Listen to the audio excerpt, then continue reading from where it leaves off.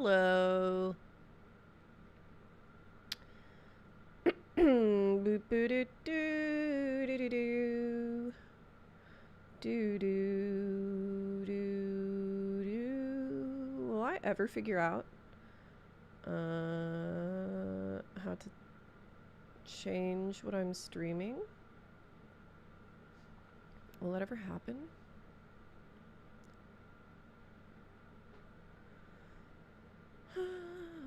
Da, da, da. Hmm.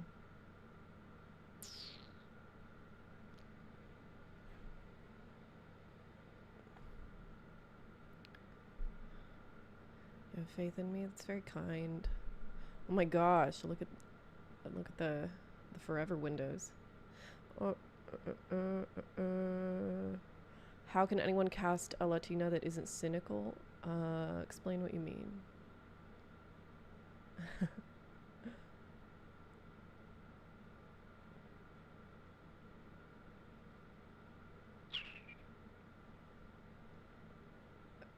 Like, for real, what do I do?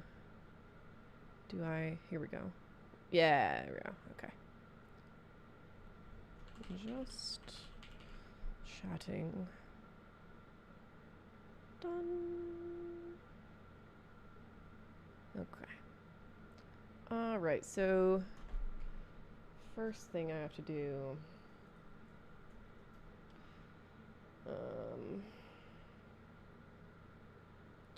There is a ring of power in Norse mythology that I need to remember the name of first of all, but more importantly need to summarize the story of. So that's what I shall be doing now. Because I know that's going to be like kind of a pain in the ass to find.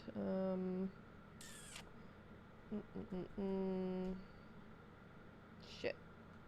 I thought for certain we had already made a note about what this thing is called. Boo boo boo boo. I know I pulled up a window about it. Where is it at? Here we go. Okay. It involves Loki, of course, as all these stories tend to. Any story of theft or misdirection.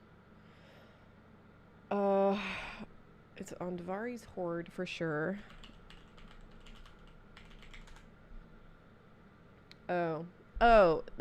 Yeah, I did say the casting was cynical. Oh, okay, yeah, for Snow White, I see what you mean. Let's see. How would you cast a Latina as Snow White in a way that's not cynical? You'd probably be a like a Latin production company, you know? And cast somebody, you know, for the audience you're making the movie for, over the, you know, the literal meaning of the character itself. The reason it's incredibly cynical for Disney to do that is because they knew that people would lose their shit about it. I don't know that it's possible for a company like Disney to cast a Latina as Snow White. You know, maybe in some other time, not now.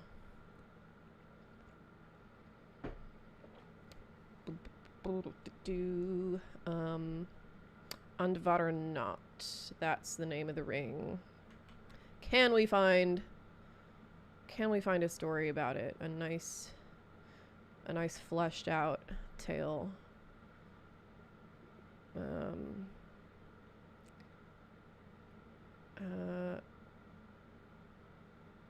Use internet provided by raw.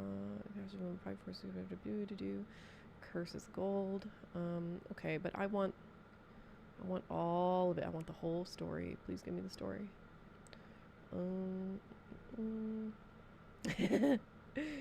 How the fuck am I gonna do research with my ADHD ass with chat going off? Probably not very well, but I just didn't want to like skip a stream, you know. And I don't think I'd be very good at Silent Hill today.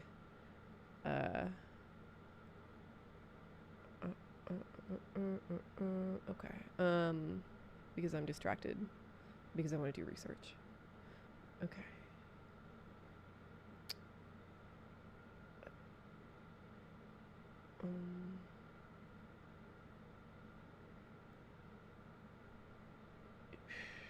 Andvari cursed the ring to bring misfortune and destruction to whoever possessed. I need to pull up a like a Word document. Oh, you know what? I'll actually just put this at the bottom of my research document that I had. Which I think if I make this into a new window, you people won't get to see. Sorry. Gotta keep something secret. What do you mean something went wrong? Fuck you.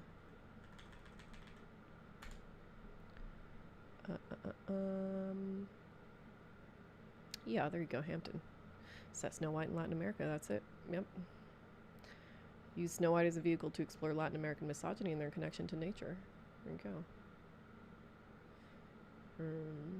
Yeah, I absolutely think Disney is rage bait casting. Yes. 1000% they are. That's I firmly believe that's what they did with both Snow White and Little Mermaid.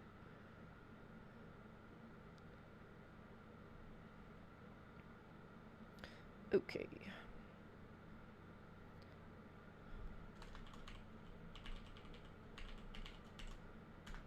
Okay, I'm gonna copy paste this entire Wikipedia page so we can get rid of this page and not have yet another tab open. And let's see if we can find a sort of a better account of this. Maybe I'll be the first. Maybe I'll be the first to actually, oopsie,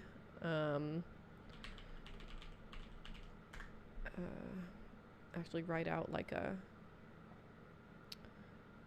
proper narrative of the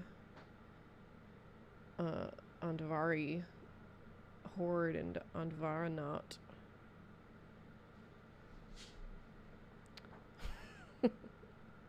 Everybody Hampton got a buzz cut.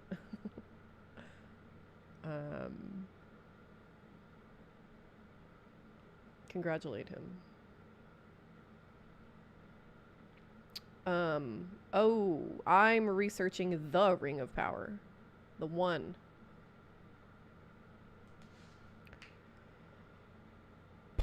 Kind of hard to make that plain in a stream title. What would you say, you know? One Ring research is equally as vague. Okay, Norse mythology, the ring was there's no sources of gold.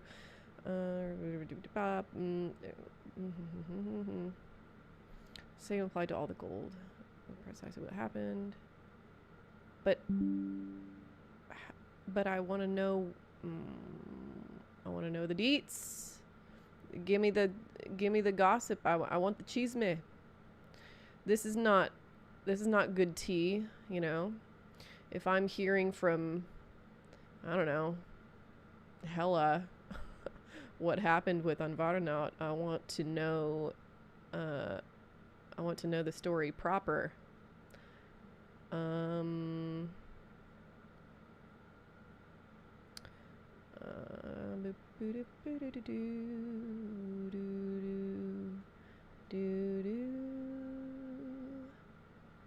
Just to read the books again? Hampton, what are you talking about?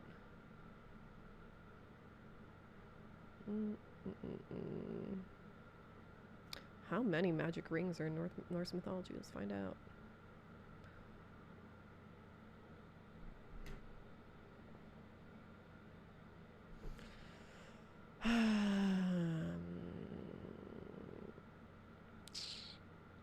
This looks promising. Nope. Nope. Not at all.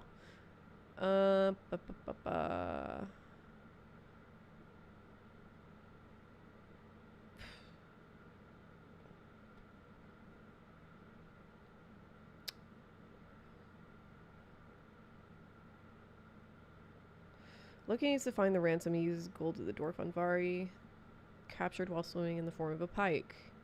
The dwarf wants to keep one. What? I just want a source. I just want like a good. I don't even need a primary source. Just a. You know, like an academic translation of this story.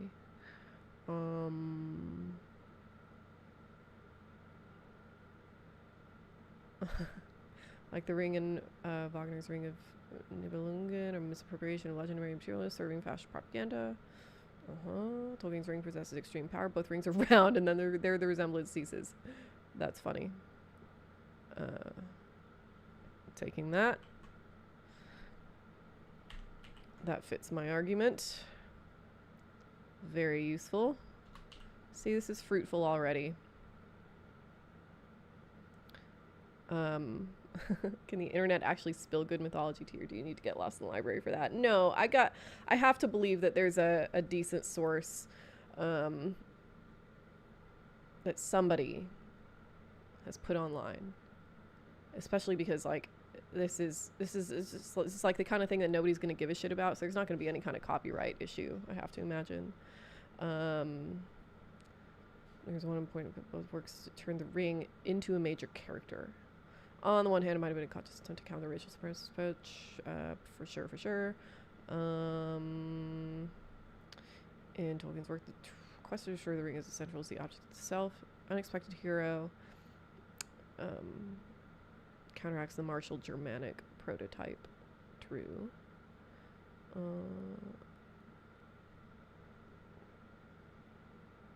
Oh my god, hi Sam!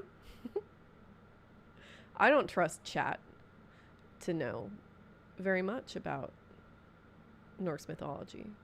Although if one of you is a secret a Norse mythology scholar, speak the fuck up. It's already been 15 minutes.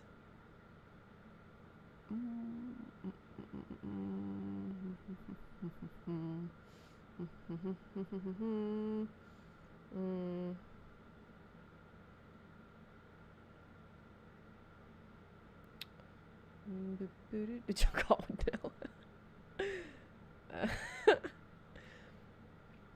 no? Sparsely evidence field of study for a variety of reasons. Yeah.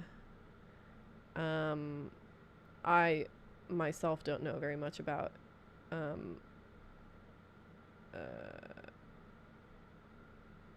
like Norse culture. It is primarily an oral culture, if I'm not mistaken. So I'm sure a lot of this is subject to change. And there's obviously not going to be any kind of like definitive version of it. Like that's not how myth works, obviously. But I want something. Really, what I'm looking for is a story that is precise enough that when I narrativize it, some chode in the comments is going to be like, "Oh, actually, Loki turned into into an otter and wasn't in his human form." That's what I'm trying to avoid. And also, I just want to know, in case there's some kind of interesting information that Norse society rings often have positive connotations. They were a common gift after successful battles. Chieftains are described as givers of rings in Old English poems. Kings are often called both ring givers and gold givers. They are condemned if they hoard everything for themselves. In Norse and Anglo-Saxon society, chieftains were expected to honor their followers. Yeah. Oh, yeah, it's true.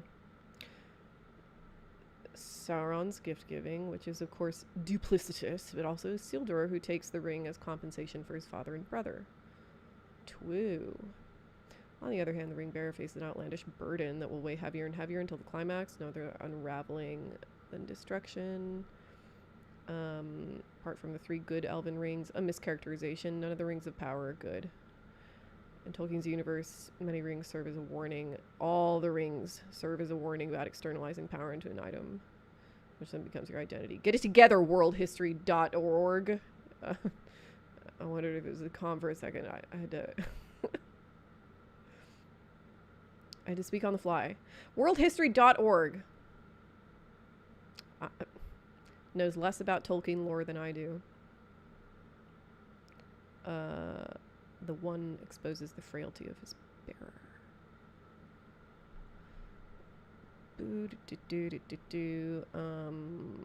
This is a useful few sentences, though. Copy paste.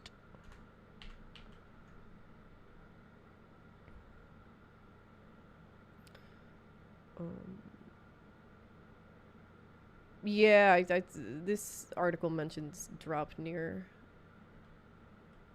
The reason I'm less interested in, well, I mean, I may, yeah, doesn't hurt to write it down. There is something in this, I don't know, this imagery of rings as both a representation of power and specifically wealth, and the power associated with wealth, and those artifacts like simultaneously representing and materially giving the thing that it represents. I think that's interesting. Let's see. Also comes up in kennings. Oh, I just learned a new word. Complex metaphors. I've never heard that word in my life.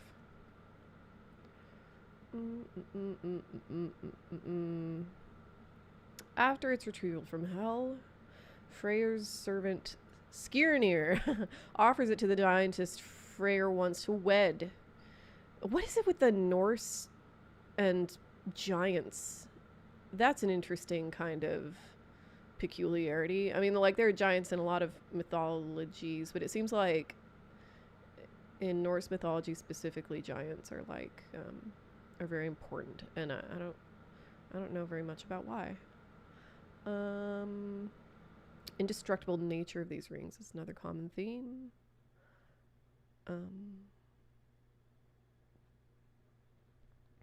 I hadn't even thought of that. How the ring doesn't have a name. I wonder if it does have a name. I wonder if Tolkien's ever mentioned why it doesn't have a name, or whether it does have a name, and it's just that nobody says it. Interesting.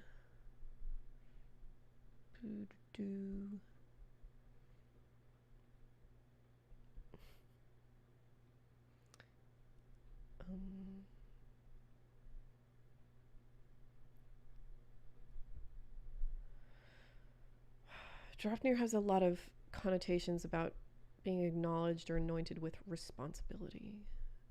Key rings became a symbol of how much you were responsible based on how many keys you carried. Interesting. Okay, associations with responsibility. That makes sense. Yeah, power. I mean, power and responsibility are pretty obviously pretty closely related in this legendarium. I found a can't wait to drop this. I found the letter of Tolkien's where somebody asks him what his political leanings are, and he says, man, I don't know, probably anarchist. I love being vindicated.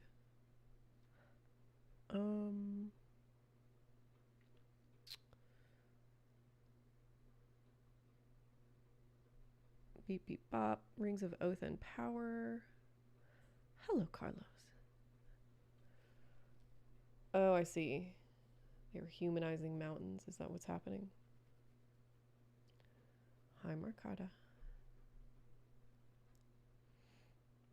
What's the angle? Oh, okay. So, well, I mean, I guess nobody here cares about really more of a preview than a spoiler, no? I haven't figured out how I'm ending this one, but I'm certainly beginning it with the story of Anvaranaut and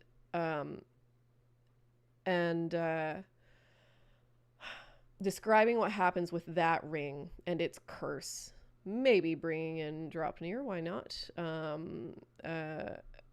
Talking about its associations with responsibility, maybe, we'll see. And using that as sort of an inroad to talk about Tolkien's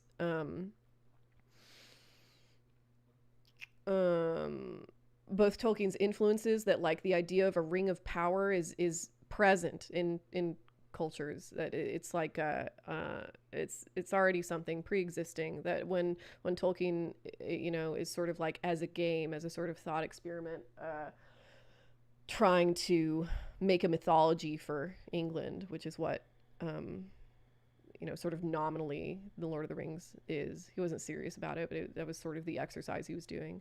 That like this was that his influences were things like this. That this is not something that he just made up. But I mean, the point that I will make so eloquently and and just devastatingly is that this is not the same as copying, in the same way that seeing, you know, seeing relevant political patterns in Lord of the Rings is not the same as saying that Lord of the Rings is an allegory for anything. And then I shall use that to start talking about, you know, Tolkien's sort of famous, what is it, his like cordial dislike of allegory. That like it became really common it has like sort of, you know, fallen in and out of fashion to say that the War for the Ring is an allegory for World War II. And that works really well, you know. As research goes, pretty well so far. We're 24 minutes in. But like this is important, I think, because Tolkien didn't hate allegory. That's not what's happening here. I mean, part of the reason he was so God damn it, Russ. Part of the reason he was so like open about his cordial dislike for allegory is that people kept saying like, oh, the you know, War of the Ring must be an allegory for the World Wars, even either World War I or World War II, especially World War II. For World War II, it's especially effective because like I can't think of a better possible metaphor for the atomic bomb than the Ring of Power. You know, he hated allegory used as a gimmick. Yes, exactly. The Ring of Power is a great allegorical object for the atomic bomb. You know.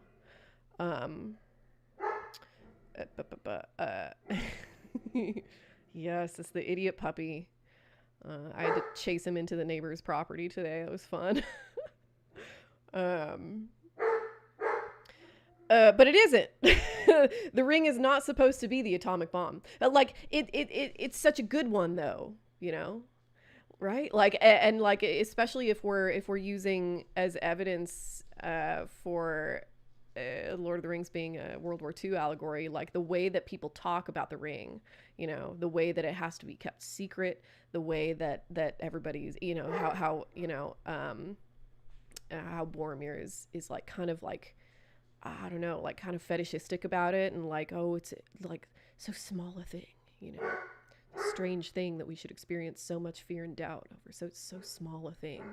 And with Denethor saying that, like, oh no, we're gonna keep it hidden away, locked in the vaults, and we're not gonna use it unless, you know, absolutely necessary, at the utmost end of need. You know, that's atomic bomb talk. Like, we're talking about an artifact that can only destroy, that can destroy completely, that ends the argument.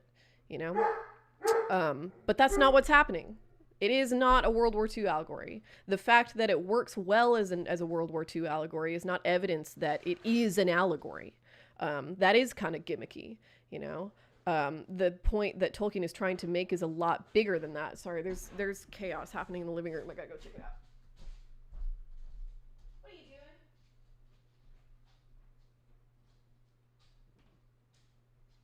Stop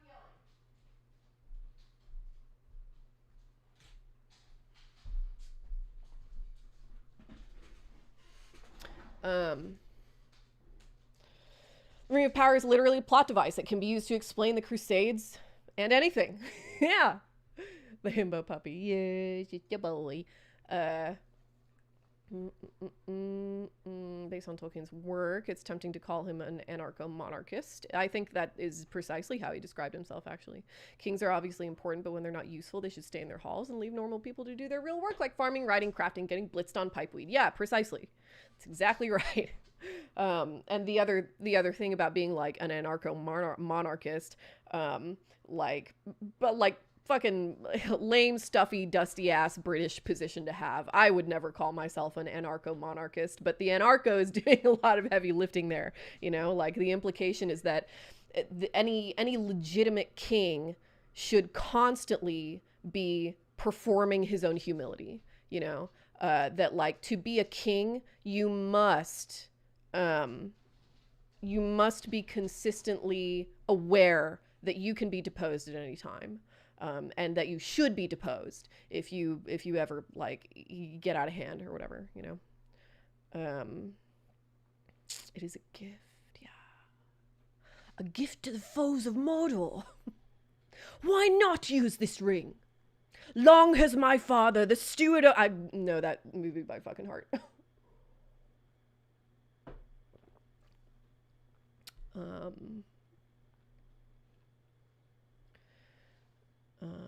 Did he say that? If he'd wanted to do a metaphor for the A-bomb, the heroes would have ended the story using it on Sauron. Interesting.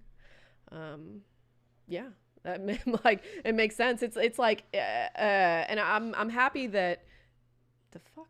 Oh, it's windy outside. I'm happy that like, Tolkien scholarship is taken so seriously in academia, you know, because, like, Tolkien said a lot of stuff out of frustration and irritation.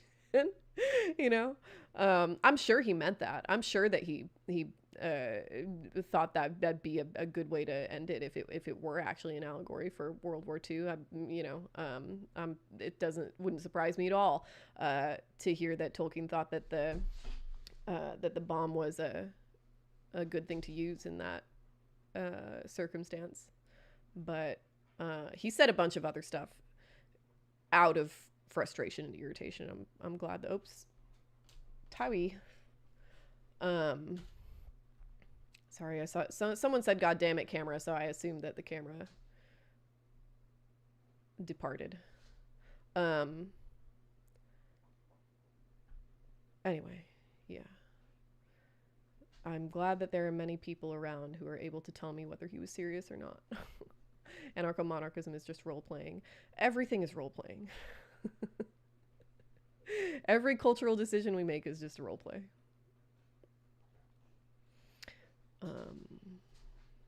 Being aware of the potential of being deposed sounds like something that would turn me into the Mad King. Yeah, that's why we shouldn't have...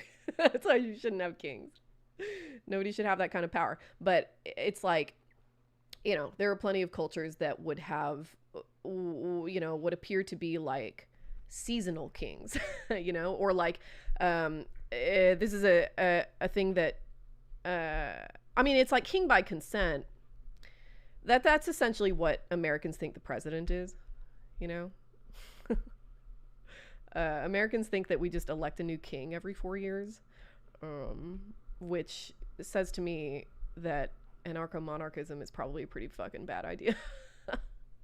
To be king is to bear the weight of the people on your shoulders selflessly. Yeah, it's like I think that I think the weakness in that attitude is that it's just extremely romanticist, you know. And it's like I can understand Tolkien coming from a monarchical culture, you know, finding a lot of meaning in that. It's, you know, this is a sort of meta anarchism. If everybody is agreeing to be in a monarchy, then it's still anarchism, you know. Yeah. Ooh, yeah. We could talk about that. I like how the Ring of Power. I actually talk about that in the Gollum video. I've got 6 pages of Gollum script pretty much hammered out now. It's gonna be longer than I initially thought it would be, but there's oh my god, so much to talk about. And like, it's like part of the reason these 2 videos have taken so long is because I keep thinking of directions to take, and then I like kind of spin myself in circles, because so much of what needs to be said about the ring also needs to be said about Gollum. Like I wrote down today, I think it's completely true that like the relationship that Gollum and Frodo, because they are basically the same person, have with the ring is so much more important and so much more intimate than the relationship Sauron has with the ring, you know. And so like it's really hard to like figure out where in the Gollum video it's time to stop and where in the ring video it's time to start. Fortunately, the researcher that I've hired, my friendo Kelly, has been helping me out with that, so I'm feeling like I'm on kind of a roll. So yeah, the ring's power is very veiled. Yeah, it's interesting. You know, it can corrupt and seduce, but you don't really know what that power is besides Frodo turning invisible. So that's one thing that, like, I was initially going to start the ring video by talking about what the ring actually does. What does the ring do? Increasingly, I think that... Sorry, there's dog chaos again. 1 second.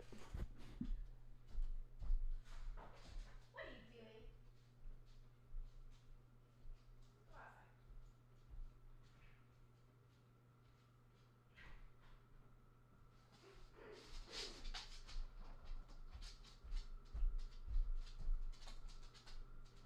Okay, my attention's probably going to be a little bit divided because he's been escaping recently, and we fixed the fence mostly.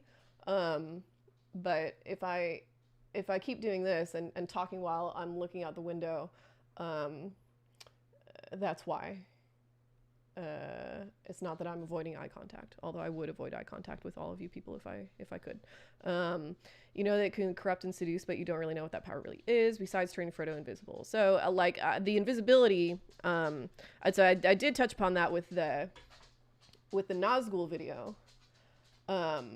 That like the reason it turns you invisible, the invisibility is a metaphor, that there are many, many ways to become blind. Yeah, that like you can become blind physically, or you can become blind mentally. You can just like stop seeing the shit around you, you know.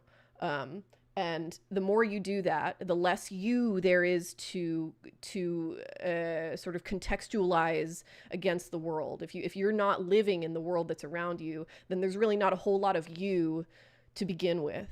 So you just start to like fade out of existence. It's all the fucking time. Who the fuck is Mark Zuckerberg? You know, he doesn't have a personality. He's a fucking Nazgul. The ring, what the ring does, other than like gives you control over whoever else has a ring of power, is it like amplifies your power. The reason that it's really, really dangerous for anybody with any kind of power to get a hold of the ring is because that power and that ambition that they hold is going to be the thing that the ring like takes advantage of.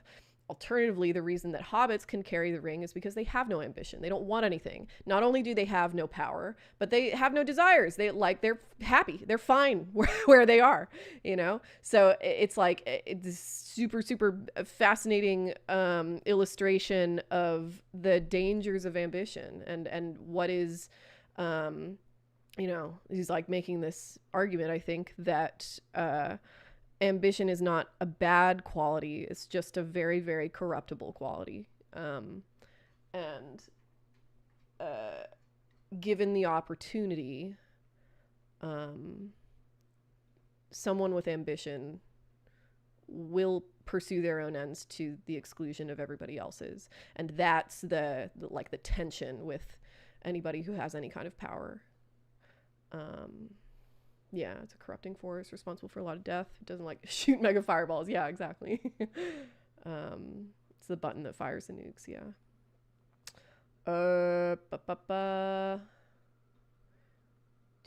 Do.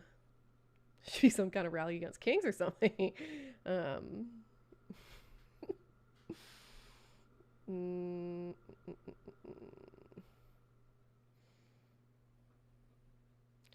Is Tolkien a scholar? He was literally a scholar. Yeah, he was a he was a philologist.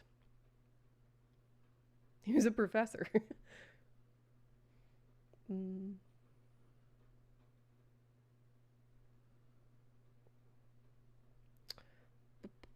Would you say that Americans view the president in that way? Well, I think that what we're going through now is kind of just sort of plain evidence that that's how a lot of Americans view the president, that like we wouldn't be in this situation right now if there weren't a very, very easy on-ramp to monarchy from the position of presidency. Like, I think a lot of Americans just don't know what the substantive difference is between the president and a king.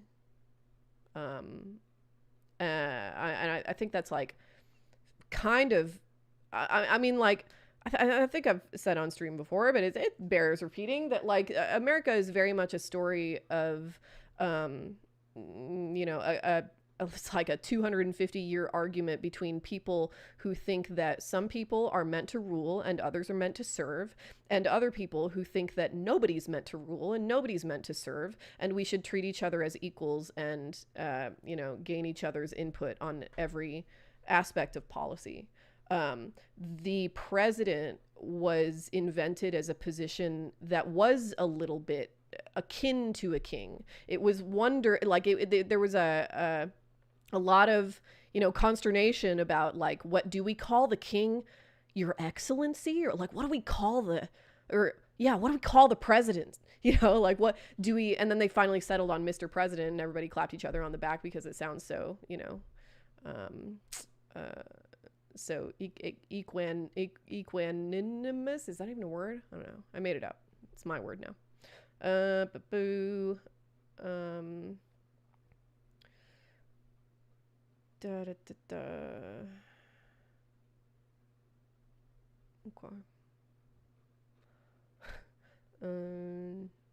Sam could have grown a glorious garden. Yeah, it's adorable that that's his. That's what the ring offers him. Sorry, 1 second.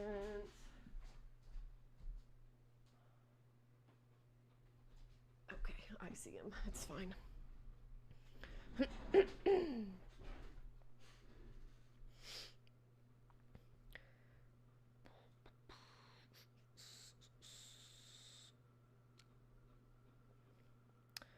Yeah, exactly. Yeah, I think that's correct. I think there's an angle that the rings of power turn the wearer into an instrument of power, into helpless metal filings caught in a magnetosphere, into things. That's why I think this worldhistory.org website is wrong. There is no good ring of power. Like the influence of Melkor, the reason Middle Earth is like kind of a broken world, it's kind of like a dying world, is because of the influence of Melkor. That like Melkor is was far more powerful than Sauron ever became, and like the goal, the aim of Melkor was to destroy the world, and he didn't succeed, but he did succeed in like tainting the world and kind of making it rot a little bit. So, which is obviously like a very Christian influenced concept that is, I talked about this in my Ent video, that I think like is one of the areas where Tolkien is arguably weakest, you know. But the rings of power, like the reason there's no good ring of power is because Sauron had a hand in making all of them. Like he's the one who taught the elves how to make the rings and like manipulated them into it. Nobody wants a ring of power. Everybody is very aware that the rings of power are burdensome, you know? Yeah, basically every ring bearer that Frodo meets is either silent on that fact or it has broken them. I mean, Galadriel isn't silent about it. She, you know, tells him straight up in the movies. I'm so glad they have that bit of dialogue where she says, "You're a ring bearer. To bear a ring of power is to be alone. Fucking deal with it," you know.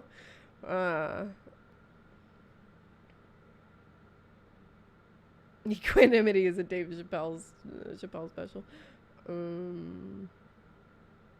Presidency is a model of rulership created by people who believed in anarcho-monarchism and then subsequently used by people who just believed in regular monarchism, pretty much. Yeah, the dwarf rings just are lost forever.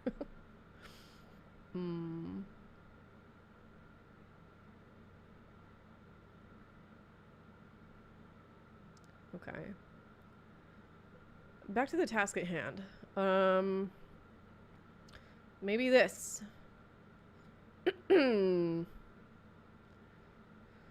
Ooh. Kind of seems like, yeah, we might brush up against some fashy adjacent sources here. Let's find out. A small group of pagans and those who respect the pagan diaspora. They are dedicated to preserving and sharing knowledge about Norse culture. Okay, I was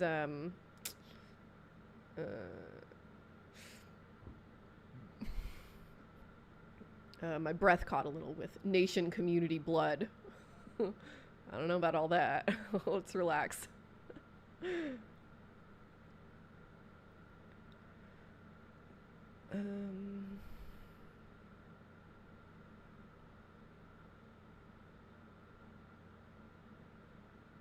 Ugh! I don't want to watch a TED video about it. No thank you.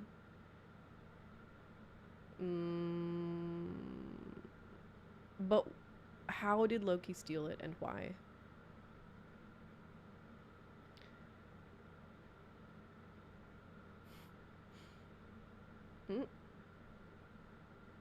But why? Why did he steal it though? Why and how? Give me a narrative. It's in Assassin's Creed, apparently.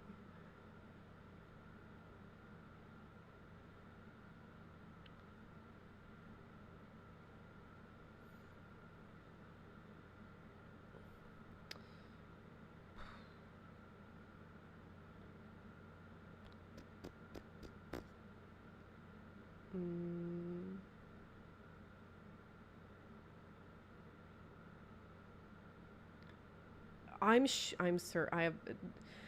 certain he was doing it just to be a little rascal. But Loki always has some kind of excuse.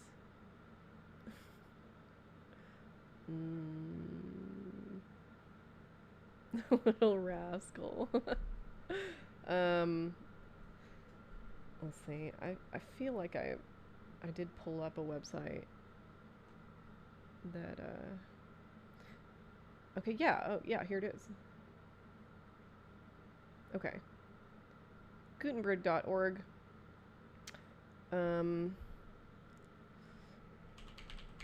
Andvari's Horde. Gutenberg.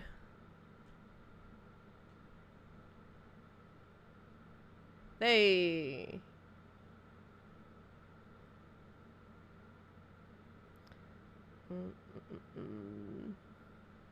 Oh, yeah.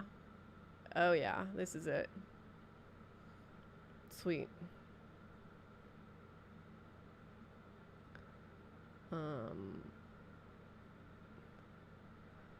Fish of all fishes, swim strong in the flood, but hath learnt little wit to beware. Thine head must thou buy from abiding in hell, and find me the wan water's flame.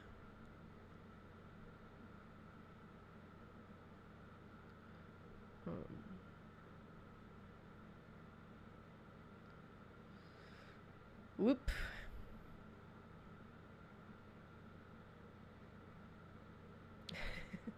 Still look very scholarly. By Anonymous. Love that. Love that for me.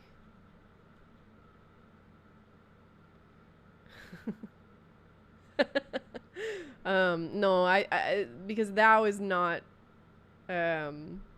attached to any particular nation. Vosotros is cringe. So is the Spanish lisp. I'm sure you agree, Hampton. Barcelona. Okay.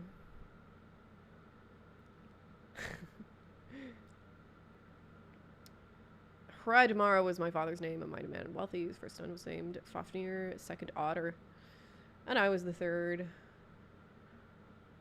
Least of them all for both prowess and good conditions. I was cunning to work in iron and silver and gold, whereof I could make matters that failed somewhat. Other skill my brother Otto was a great fisher. Okay, so Otter is an otter. He's good at fishing.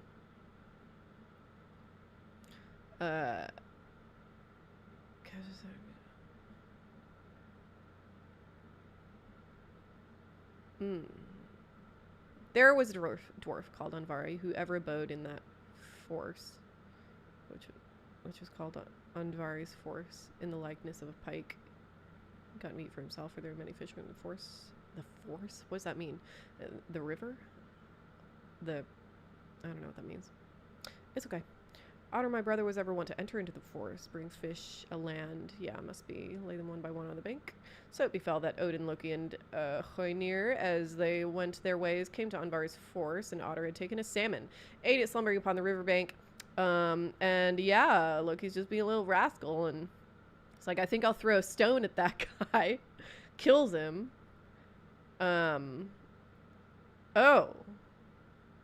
Kills him in the name of Odin, looks like. Okay, so he finds the otter, decides he's gonna, does he know that that the otter is Otter? Who knows? I guess it doesn't really matter. In the evening, they came to Hraidmar's house and showed him what they had taken. Thereon he lay hands on them, doomed them to such ransom as they should fill the otter skin with gold and cover it over without so Loki's sent to gather gold for them, came to Ron, got her net, catches the pike, catches Andvari, and isn't the force a strong current? Perhaps that is what they mean, yeah.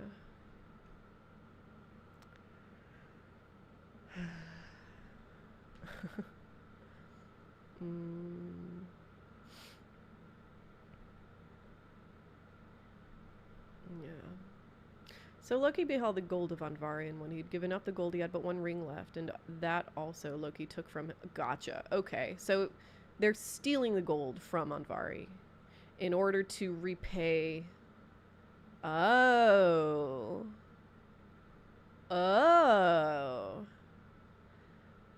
So I don't think it's too much conjecture to say that, yeah, he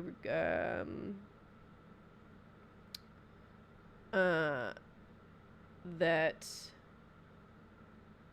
Andvari the dwarf says, "Oh, please let me keep this at least," and he won't. So Loki takes it. So already, it's like, this is like a story of, I don't know, like, not violence begetting violence. There's not a whole lot of violence happening in this, but at least, at the very least, violence and carelessness begetting, carelessness begetting greed, that carelessness and greed are, yeah, that's actually good. Carelessness and greed are like, I don't know, they're cousins, you know. Carelessness and greed kind of beget each other, maybe. Yeah. Which is also kind of what's going on in Lord of the Rings. A lot of the Norse myths cast the gods as makers of deals they don't intend to keep. You know. Cool. Okay. I'm satisfied with that. And then the ring does all this other cursed shit. Cool.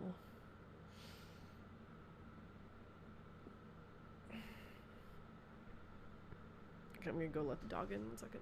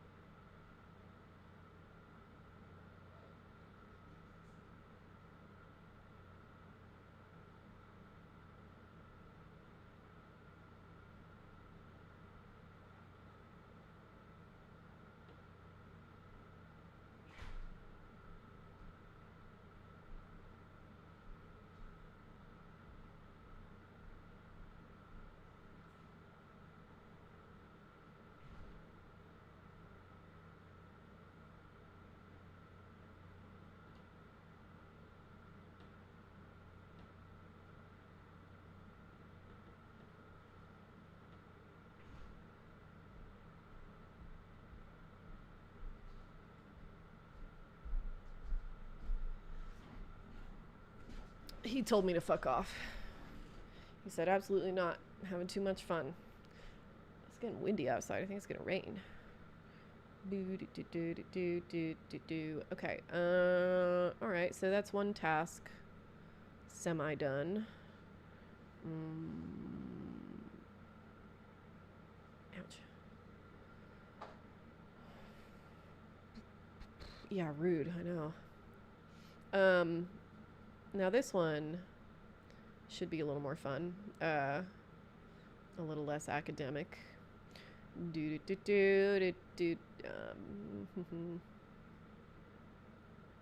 Oh, yeah. Oh, Kelly. Bless their heart. Copy-pasted that. Copy-pasted Tolkien's political opinions here in the chat. Or in the document. My political opinions lead more and more toward anarchy, in parentheses, philosophically understood, meaning abolition of control, not whiskered men with bombs, or to unconstitutional monarchy. I would arrest anybody who uses the word state in any sense other than the inanimate realm of England and its inhabitants, a thing that neither has power nor rights nor mind. Oh my god. And after a chance of recantation, execute them if they remained obstinate! Exclamation mark.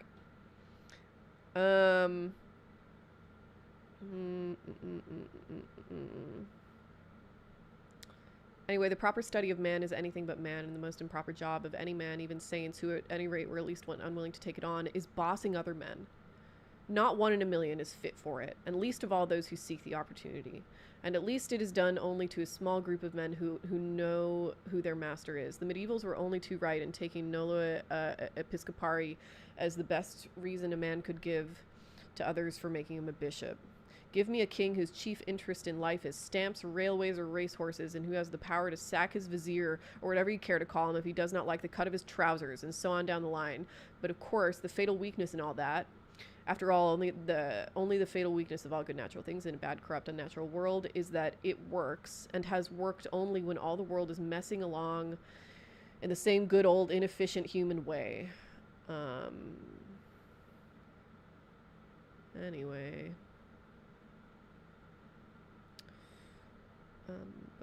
do do do do.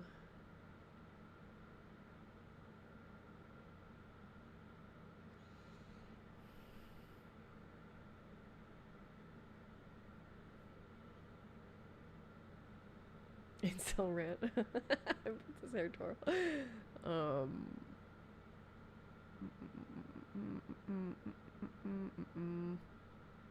Okay, anyway, the other thing I need to do is come up with just every possible example of these like tech fuck faces and politicians claiming that they're like oh my god, I just love Lord of the Rings. I love it. It's my favorite book. Like, this is my favorite movie. I keep the quotes in my bedside table. Elon Musk claims to do that. So I want to find every possible example of that. Oh no, Marcata burned their palette with mate. Good. Hampton.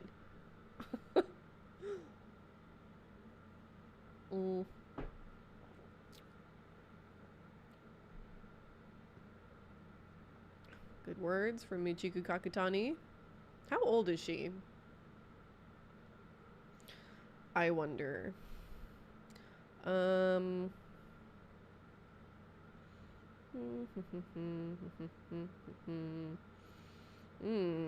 Yikes.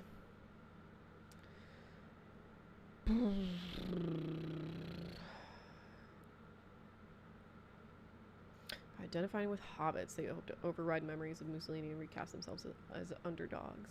The young Maloney dressed up as a hobbit and attend sing-alongs with the extremist folk band Compagnia dell'Anello, or Fellowship of the Ring. Yikes.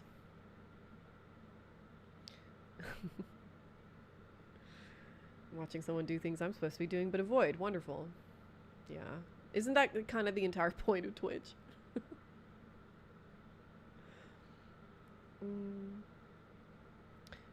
This is not for the video that I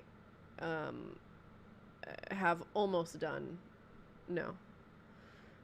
The one that I have almost done is more of a bummer than I expect this one to be. Which is kind of why I want to get these done as soon as possible, because I sound like more of a doomer in this next video that I've got in the chamber than I actually am. And I don't like that. It kind of makes me uncomfortable. Does Miyazaki have distaste for Tolkien, Lord of the Rings? Let's find out. Miyazaki.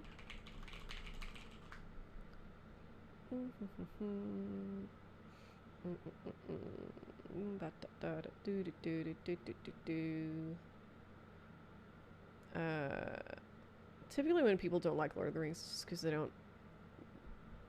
just because they don't like fantasy in general, and they think that like and they've never read it, and they've never, they may have watched it but not very closely and aren't really interested in just not interested in it, which is fine, but Americans shoot things, they blow up in the like size. You expect they make movies like, see, like this is what I'm talking about, right? Lord of the Rings is not an American movie.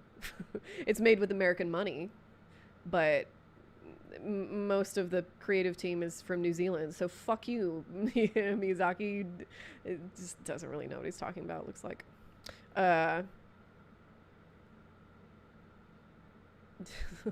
Yeah, like New Zealand adaptation of a British novel written in the 40s.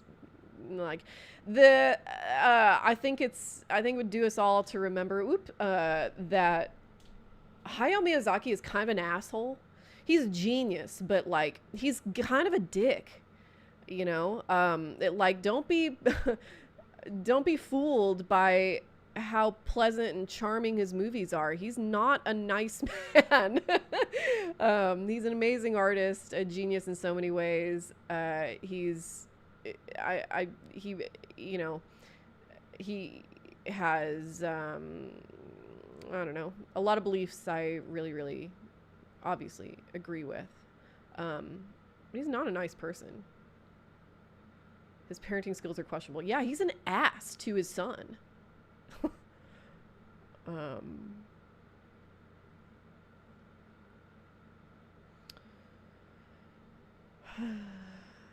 Do, do, do, do. Ba, ba, ba. If you read the original, you've never read the original work. You fucking moron. Enough. Zaki, yeah, here we go. Don't be stupid. Okay. Back to this. Traditionalism, boo-doo-doo-doo. All of this is wrong, by the way. Whatever, it's not wrong. It's just, it's incomplete. It's an incomplete argument. When me and Kelly were having a production meeting the other day, and I'm like, finally landed on what, because like the question we were trying to wrestle with is like, well, what is it that makes these people fucking wrong?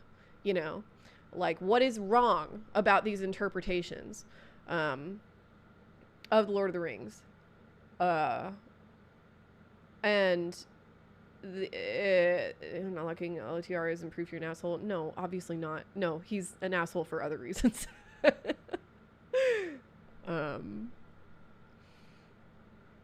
The reason people like this are wrong, the reason this is a wrong interpretation of Lord of the Rings is because it's like it's, what's the word I'm looking for?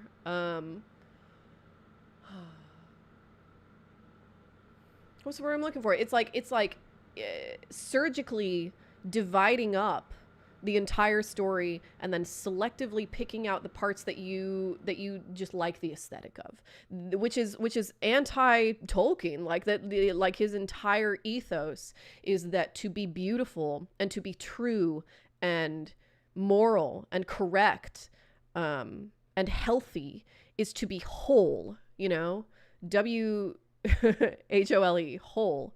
That like to carve something up for parts is expressly counter to everything that Tolkien stood for in his work.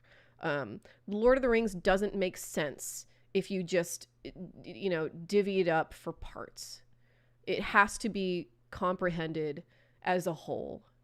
The entire reason Sauron is a villain, he's kind of like the bad guy. Like there's no bigger bad guy than Sauron, is because he does not wish to live in a world with other people. Living in a world with other people involves caring about their opinions and about their needs, and that's not something he's interested in. He thinks that he knows what the world is supposed to look like, and if everybody would just do what they're told, do what he wants, then everything's gonna be fine. So why can't everybody just shut the fuck up? You know, it's kind of the same thing. It's similar, but it's not the same as what Saruman is doing. Where Saruman's a doomer.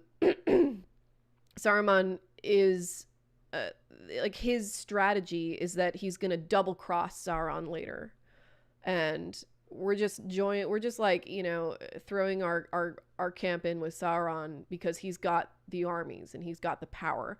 And once I co-opt that, and once I double cross him and overthrow him, then I will be the one who is able to usher in this like utopia that I've got in mind. So, you know, it's like Sauron and Saruman both are kind of utopian, you know.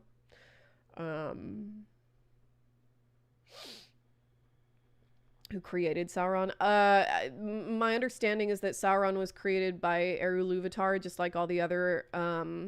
He's like kind of a minor god, and then it turned into a servant of Melkor or Morgoth later, and then once Morgoth was defeated or vanished or whatever, then Sauron was kind of like the Saruman of the First Age.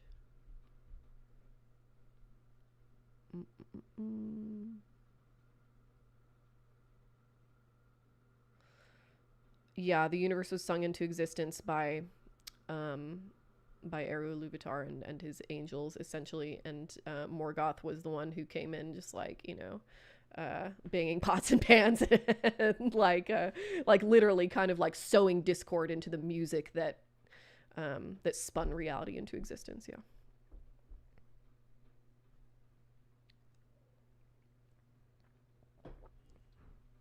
I'll be right back.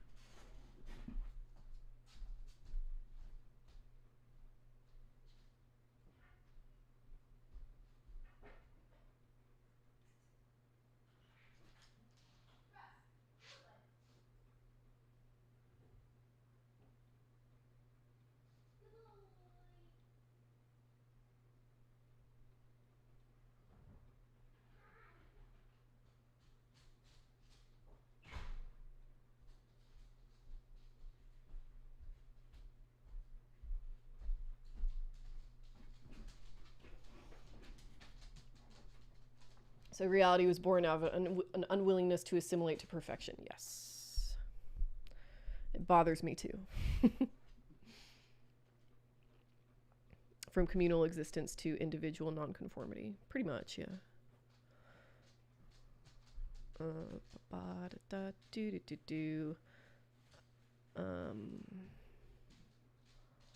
Yeah.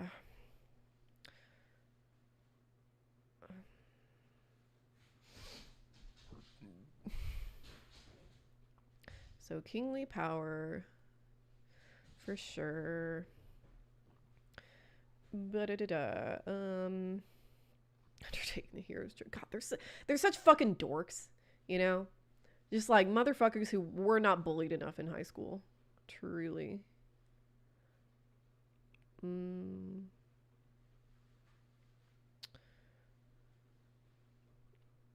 Depicts the tech entrepreneur as a conqueror who achieves virtuous things through brazen aggression and villainizes anything that might slow growth and innovation. Blah, blah, blah, blah, blah. We believe in nature, but we believe in overcoming nature. We are not primitives. Fuck you, dude. God. They're such fucking dorks.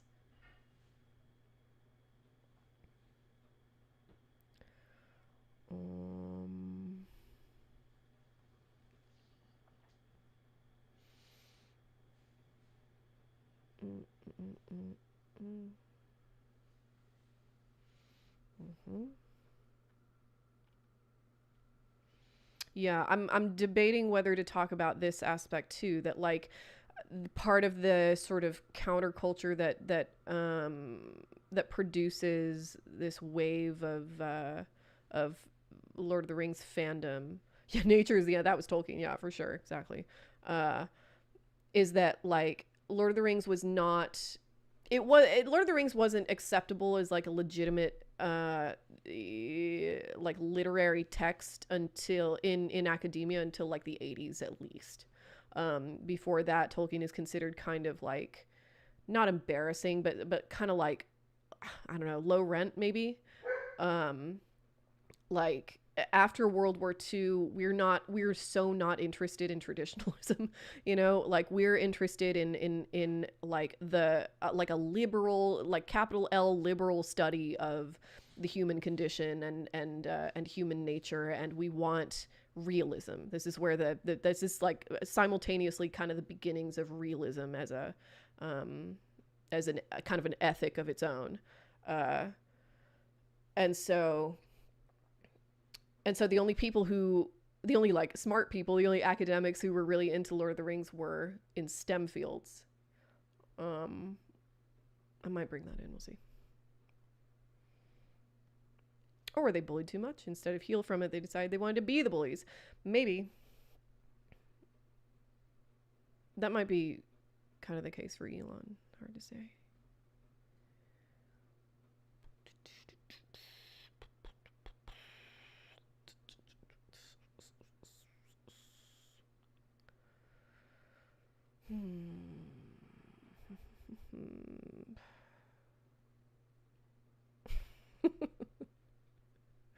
Insightful stuff, Hampton. Thank you.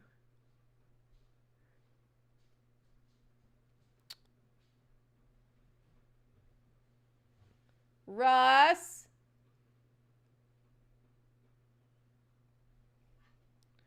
I hear him committing crimes. Dude, he got my glasses. Last time I was streaming, last Thursday. Thursday? No, Monday. On Monday, he got my glasses, which really sucks because those glasses are like $500. I do not own a whole lot of things that cost $500. And fortunately, he didn't do too much damage to them. But they don't look as nice as they used to. Make me sad. Heat Miser, you have returned.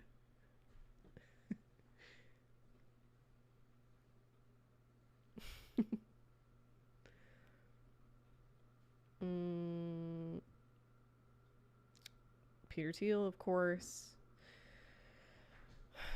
He's read the trilogy at least 10 times. His named several companies. I'm gonna have to, yeah. This is a fucking sin. This is like Antichrist shit, which is appropriate since Peter Thiel is apparently obsessed with the Antichrist. I think he might literally. I mean, I don't believe in the Antichrist, so I don't believe he's literally the Antichrist. But I am beginning to believe that he thinks he's the Antichrist. Or something. He's fucking losing his mind, for sure.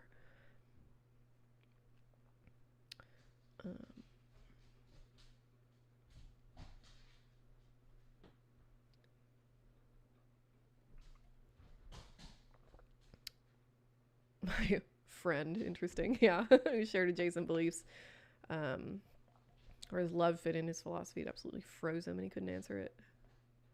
I'm so ready for that shit to fade out because I'm like, it's already becoming unfashionable to think this way, you know. Very ready for it to go away. Named his venture for Narya Capital. Go fuck yourself.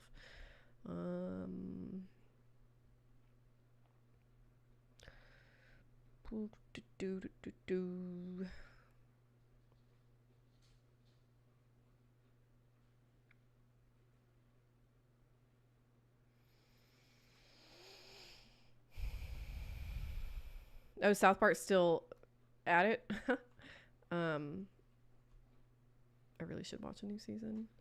I've only seen clips.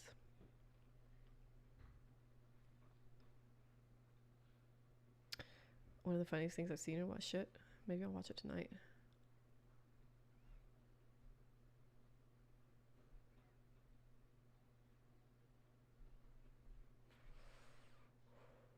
It'd be a fun thing to do.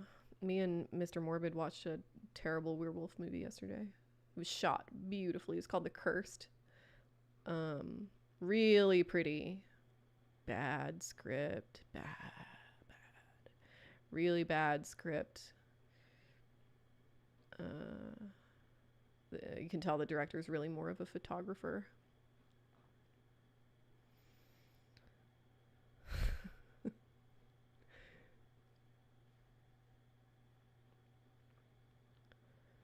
Is not a Wes Craven film, no.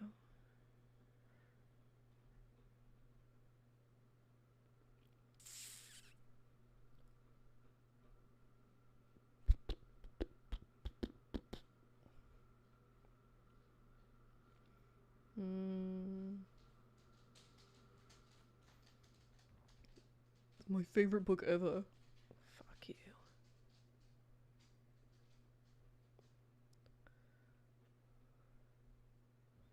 He's never read it a single time, I can guarantee you.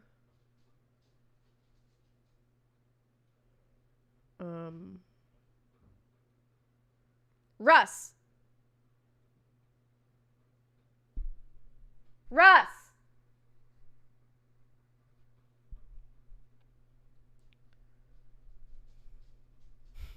Me and Mr. Morbid.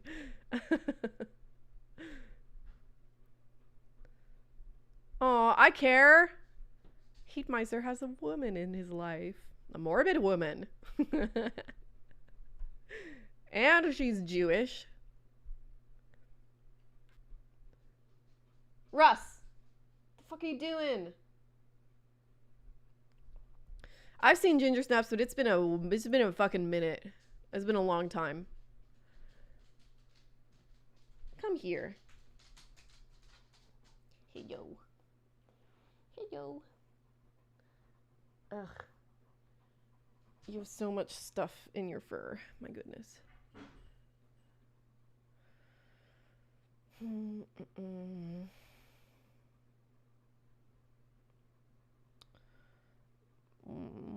I hate all of this.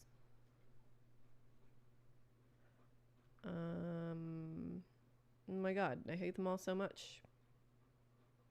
They can all go fuck themselves. I hope they die early deaths in prison. Please don't ban me, Twitch. It was a joke.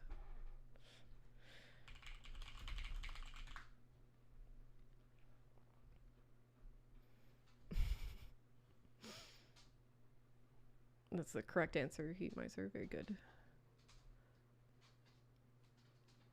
Cursed JD Vance brings death and destruction everywhere he goes. Russ, come here.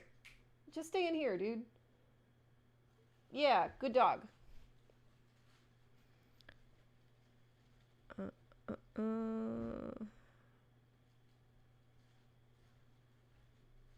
Oh, Jamel Bowie, I love him. Oh my god.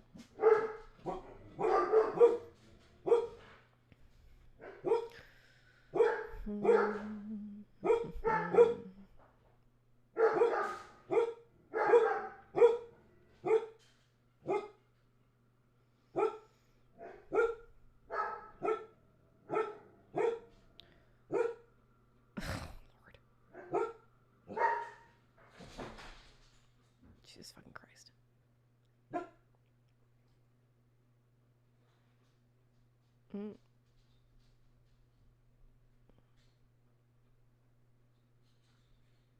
Russ does not know how to woof, no.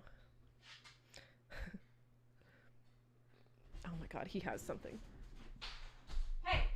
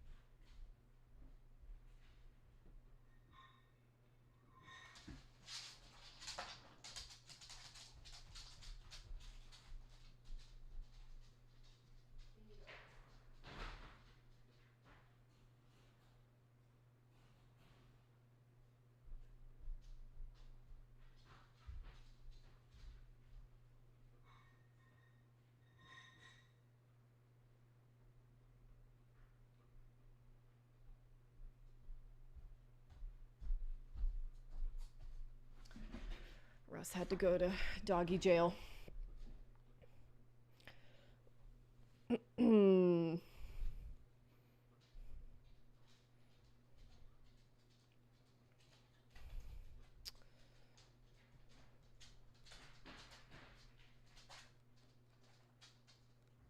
Yeah, that's not a bad conjecture. Maybe Russ is one of the many disguises of Loki.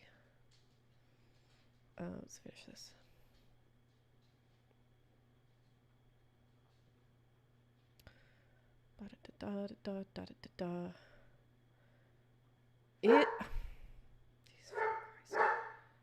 Is meta a reference to Snow Crash? I didn't know that. That's dumb.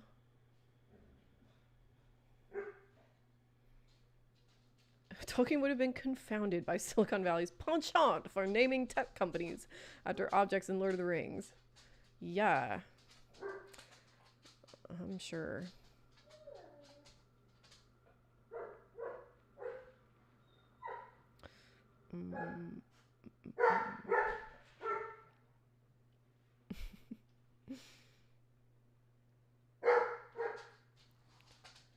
What? Oh, Lord.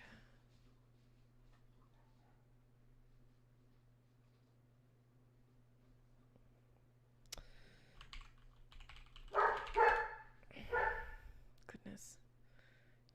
Usually he doesn't mind the crate.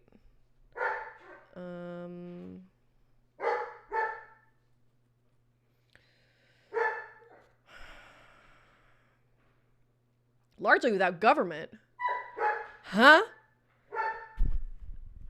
What? Largely without government?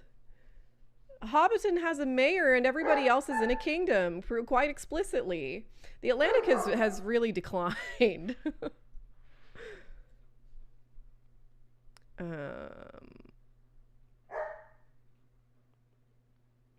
Earliest ways where trying to live unnaturally long goes haywire. But you also have the... what? No. No. The only other people who live unnaturally long, like the dwarves live a fuck-ass long time. Hobbits live for a pretty long time. The only other people in Lord of the Rings who live for, anywhere past a natural human lifespan are the Númenóreans. And that's not unnatural. They're blessed. Nobody in Lord of the Rings is trying to live unnaturally long. There are all sorts of these questions, Yeah, I'm sure you've thought a lot about these questions. How are the elves different from humans in Tolkien? And they're I think the main difference is just they're humans that don't... God, oh my God, why are they so fucking stupid? It, genuinely makes me very mad. That's not what elves are. Quite explicitly. God, it pisses me off. They're so fucking dumb. They're genuinely unintelligent, I don't know how it happened that we convinced ourselves that being good at coding means you're smart.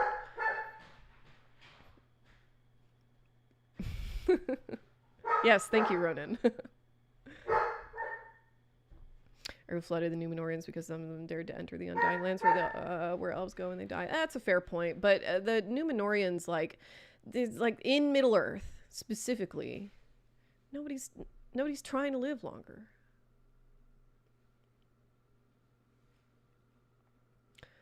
Yeah, Russ is going through it. It's okay. I think I tossed a toy in there with him. It sounds like he found it.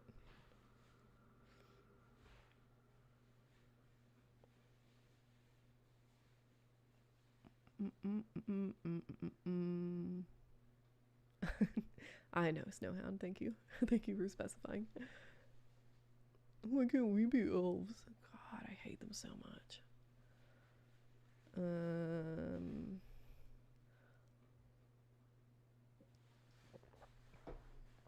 Fucking ridiculous. Yeah, we gotta look up what Curtis Yarvin has to say about Lord of the Rings, I think.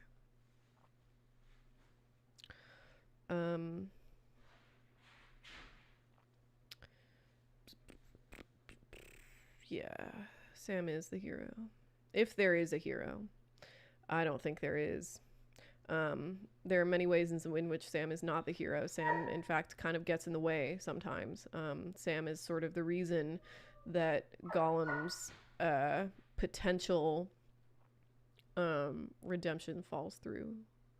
So that's not great. Everybody's complicated. There is no hero in Lord of the Rings. That's half the point.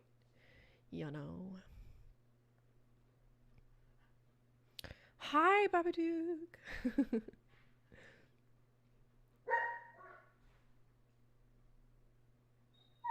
Yeah, go Boromir. That's the other way to phrase this. It's a point in favor of understanding Lord of the Rings as a fundamentally kind of anarchistic text that one way to conceptualize anarchism, this is the way that I like to describe it to people when they ask me, people in chat have asked me before, the way that I like to describe anarchism to people is there are two ways you can conceptualize it. Either there's no government or everybody's in the government. Similarly, there are either no heroes at all in Lord of the Rings or everybody's a hero, Right, yeah. Very SpongeBob memeable, yes. Yeah, Boromir. Oh, Boromir. What a man. What if the immortal demigods crafted by God do embody craft and pious living, all thought like me, a VC who won't shut the fuck up? Sorry, I added the expletive.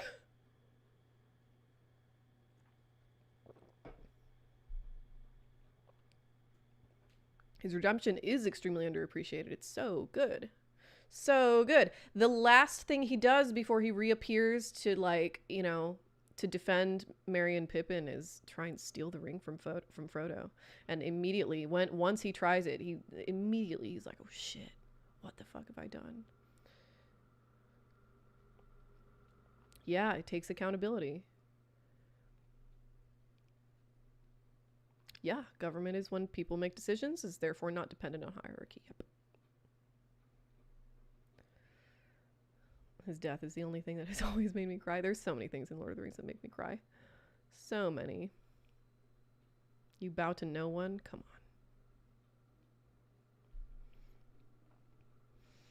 on.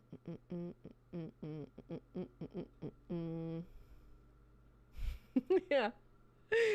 Sam returns home to the Shire where he is elected mayor, marries his girlfriend Rosie, and raises 13 children. I love it.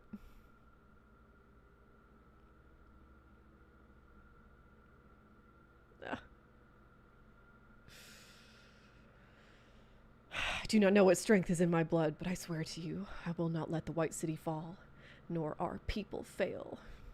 Ugh, our people.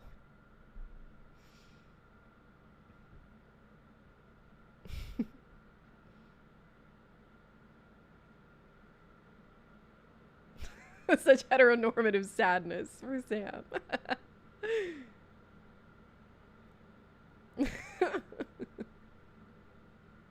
Okay, when Donald Trump selected J.D. Vance as running mate, blah, blah, blah, blah, blah, first millennial.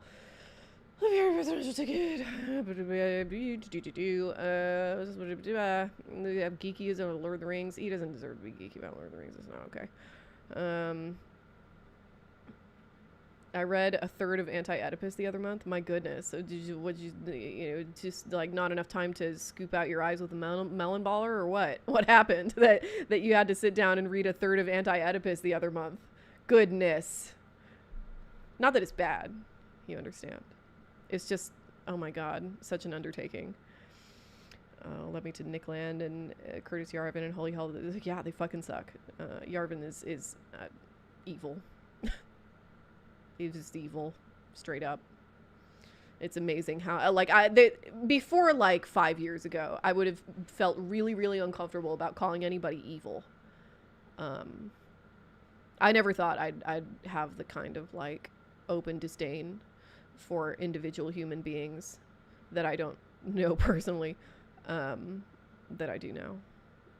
I hate them for making me feel that way. Also, feels bad. I can make up compound words and other philosophers. It's exactly it. Yeah. Compound words.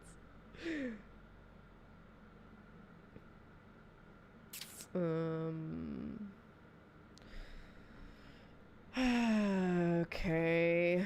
I know Kelly also looked into this a little bit. Yeah, here we go.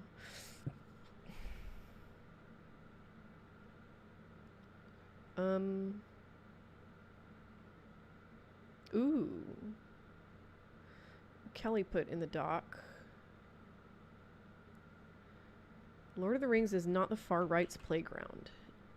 That sounds promising. Sounds like a good palate cleanser. Cool. I'll save that for the end. Whoop. Okay. Okay, tech fascists. I can't wait till we're past this so that we can actually, so that I can realize my dream of actually developing a proper definition for fascism. Now's not the time.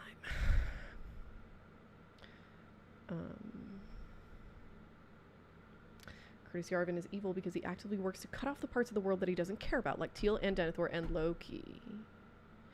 I would not say Loki is evil. I would also not say Denethor is evil. Denethor, very much like Saruman, is a doomer. He's weak. He's not evil. He's just weak. Both of them have their fucking minds cooked by the palantir that they both have. The Denethor's palantir isn't in the movies, but in the books, it's pretty clear that he's basically just been like spending too much time on the internet. And so the only thing he's seeing is bad news.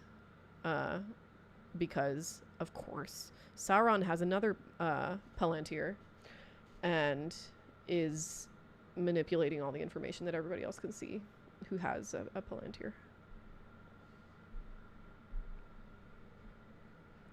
Nobody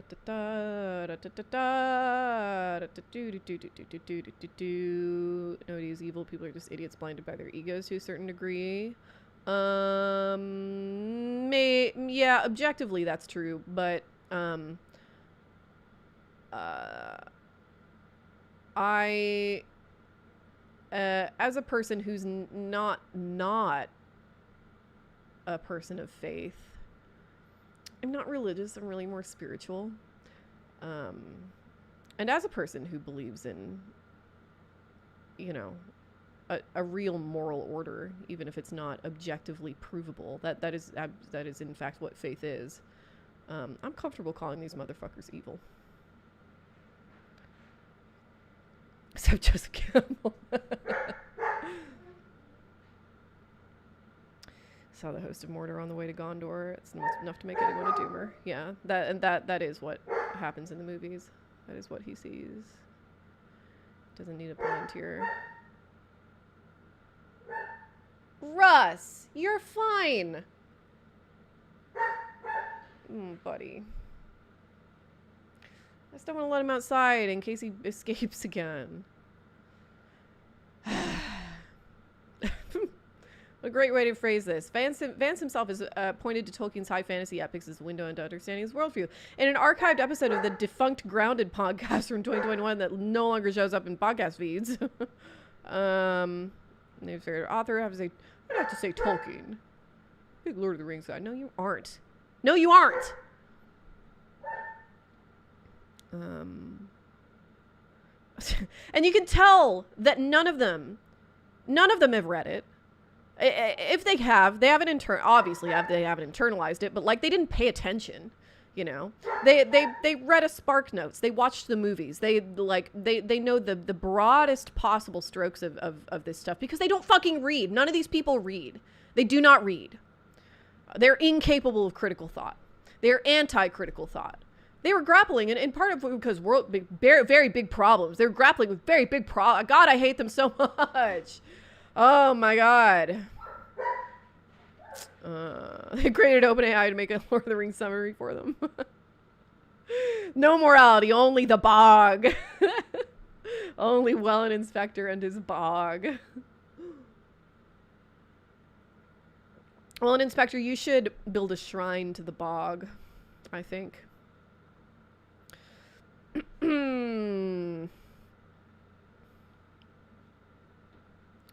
Boop, boop, boo, doo, doo, doo, doo, doo. Oh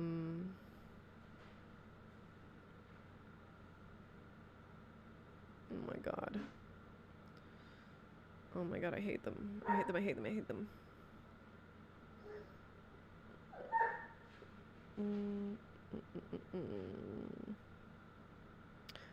Wait, but...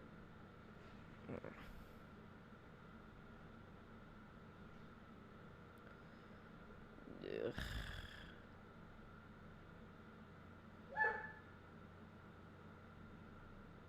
What?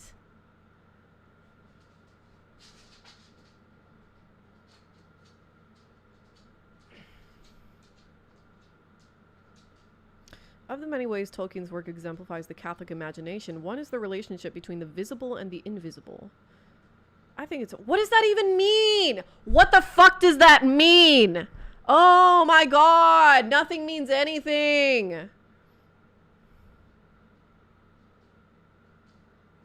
It's okay.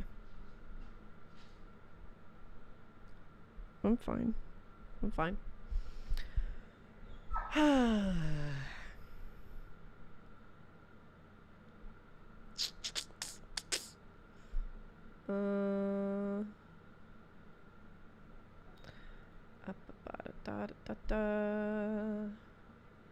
Yeah. Yeah, I don't disagree with that. With very much of that at all, Babadook.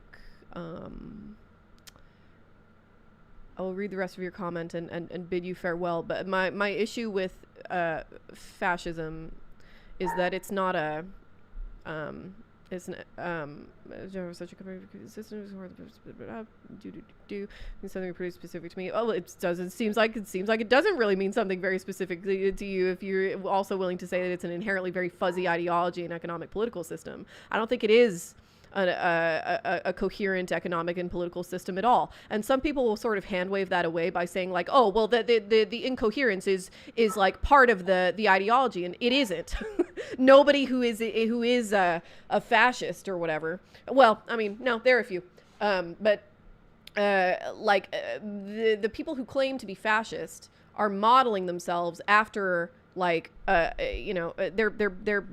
doing memery. They're mimicking what they want to see. And usually people who call themselves fascists are like, yeah, well, I'm a Nazi. I just want to be like the Nazis, so I'm calling myself fascist. If you asked them to actually describe what their, economic positions are, their philosophical positions, they'd be able to do it. But I don't see why that definition of fascism can then be lifted and like copy pasted onto all the other forms of fascism that we also call fascism. And also why that definition of fascism, which generally involves something like, ultranationalism and consolidation of power and consolidation of, like a corporatist government that's in control of all the, like all these bad shit, like doing bad shit, evil shit, right? Like that's what fascism means. Doing evil shit essentially is what fascism is. And doing evil shit is not a political philosophy. We use fascism in the same way that we use communism. Or that we used to use communism in like, the Red Scare days, which is as an epithet. It's an insult. The difference between communism and fascism is that communism actually is a political philosophy. It does have, coherent tenets that can't just be copy-pasted elsewhere. You can hyphenate communism the same way that you can hyphenate all sorts of shit. But when you do so, you are describing a coherent political philosophy, I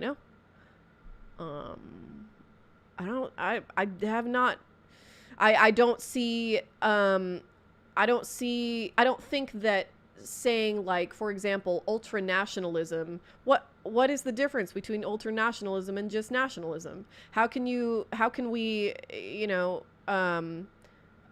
define the one from the other? I've not seen anybody give me a definition between the one and the other that is satisfactory to me.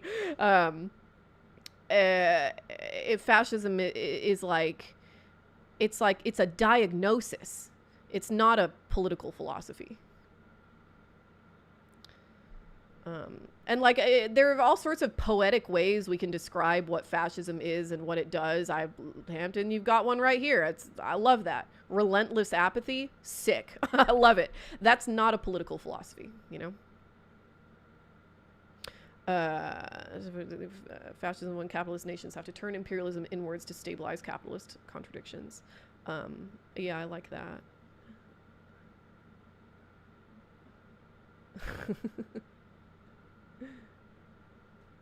Potential morbid crash out watch.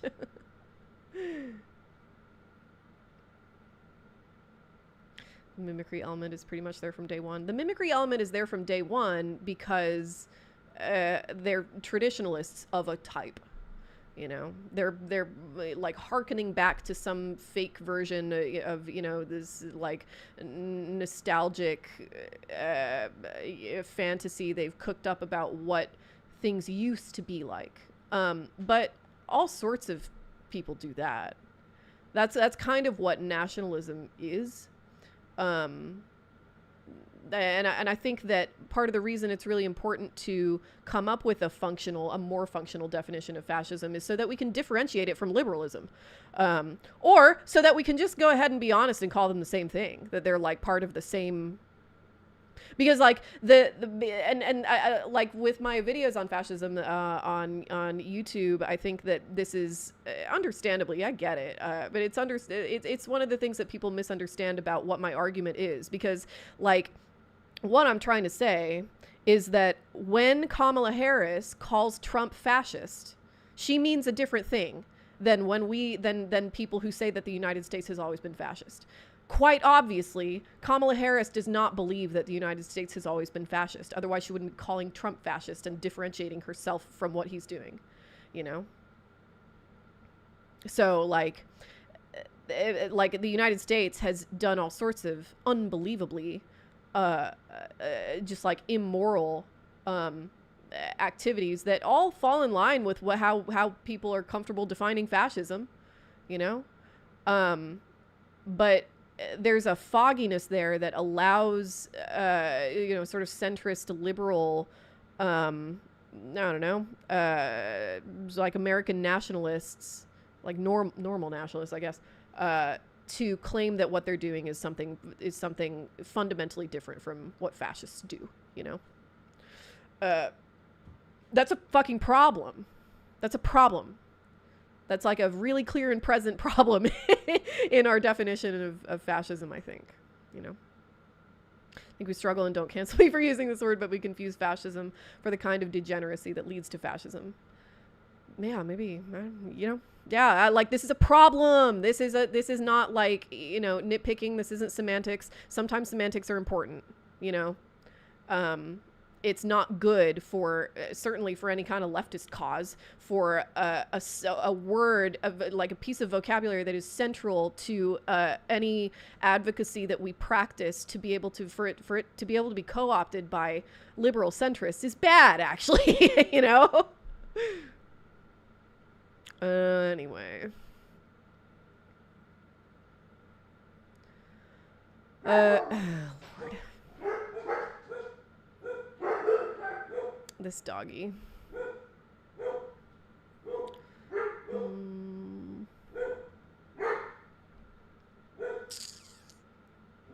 Yeah, do not love a bright sword for its sharpness, the arrow for its swiftness, or the warrior for his glory. I love only that which they defend. Cops and slavery and imperialism has historically been a part of the parliament. Yeah, fashion would be a blatant, open campaign of internal oppression, narrowing the window of acceptable identities. But didn't Soviet communism do that?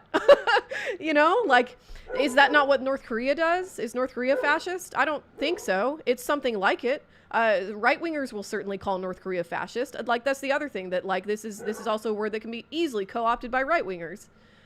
A fascist is simply something you don't want to be. It's modern imperialist capitalism without the liberal face. But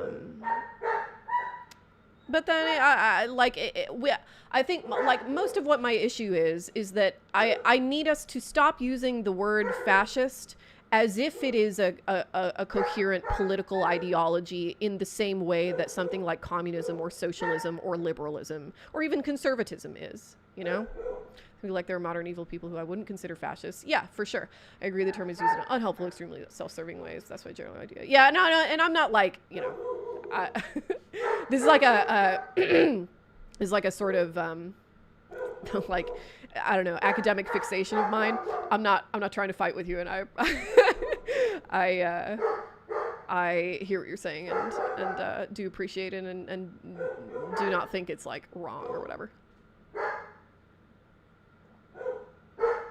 Oh my god, fine. Be right back.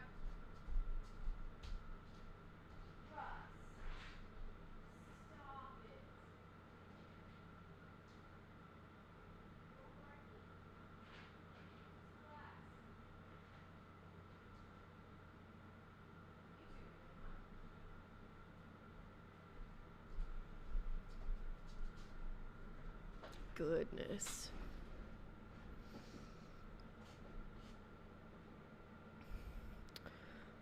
I've been watching Over the Garden Wall because my boyfriend never seen it. Ooh, I need to watch Over the Garden Wall before October ends. It is a November show too, I feel. Jesus fucking Christ.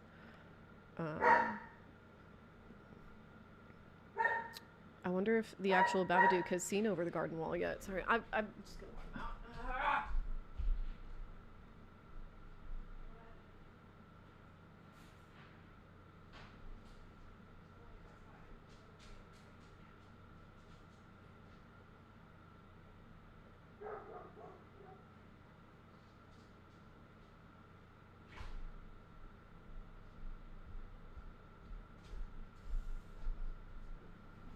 saw lightning outside.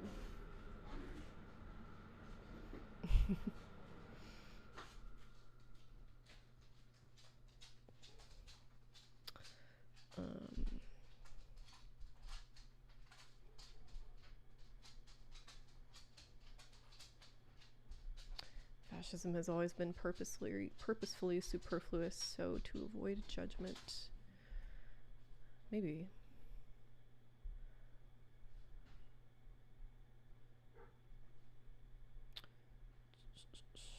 Fascism was internalized as a politico-economic stance, and that was a mistake. Yeah. Fascism is a victim of its own meaninglessness that sprung from the need of identity. Yeah, I mean, it's like the sort of like image everybody has of fascists is the Nazis, right? The Nazis didn't call themselves fascist. They were allied with people who called themselves fascist. We take the term from Mussolini, but they were Nazis. They didn't want to be fascists. They wanted to be Nazis, you know? Yeah, big storm on the way. Yeah, well, an inspector. I forgot for a second that you're also in Texas. I was thinking about clown culture. What relationship might drag have as an American clown culture? Have we not talked about this? I could swear we have. Drag is very clownish in a great way. I've been watching a lot of Dragula lately. I love that show. What a good show. It's so much better than Drag Race.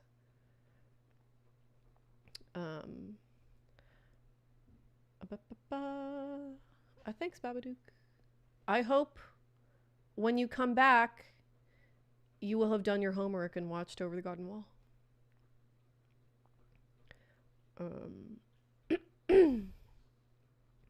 But yeah, like you know, again, like people tend to misunderstand me. I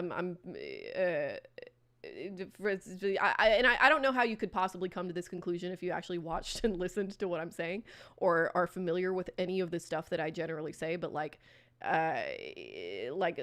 saying that like the way we use fascism is unhelpful and not and counterproductive does not mean that I'm saying that we shouldn't worry about fascists, you know, or people that we call fascists in this day and age, obviously.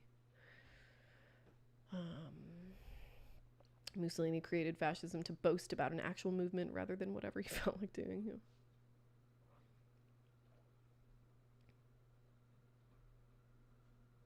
know. It's true. Your pinhead costume. I forgot. Well, maybe you can watch it while you assemble. People gotta stop worrying about words and start worrying about what your neighbors be doing. Yes, that's ultimately my that's like the core of my frustration with how people use the word fascist. Why are we using the word fascist when authoritarian is right there, when murderous is right there, when like all of these like actual morally, you know, positive words, as in like positing something, as in like accusing people of something that they are doing, are right there. You could say that you know, the administration is doing all sorts of horrible shit without calling it fascist. I think calling it fascist is like provides a level of both legitimacy and also like remove from what is actually happening. Just say what they're doing and why it's wrong, you know? Sorry. All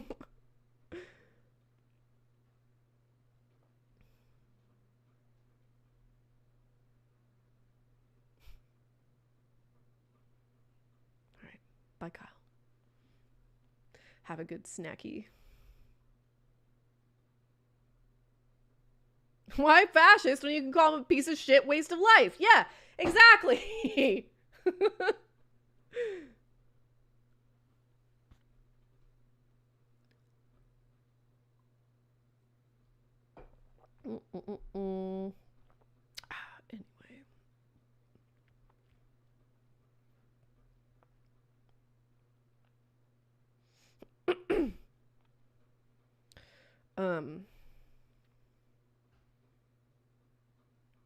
Yeah, that's fucking stupid. The books are anti-isolationist.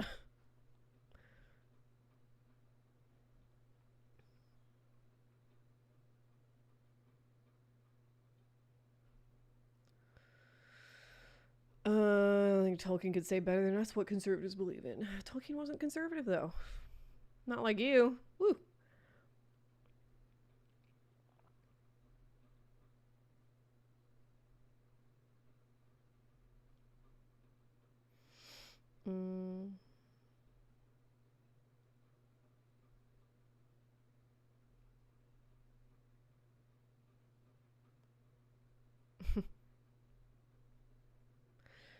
Man, it's like, see, this sort of like politeness of academia is what's killing us. We are so fucking worried about seeming biased about matters of fundamental morality. I think we want to watch what we're doing here. No, just say his interpretation is incorrect.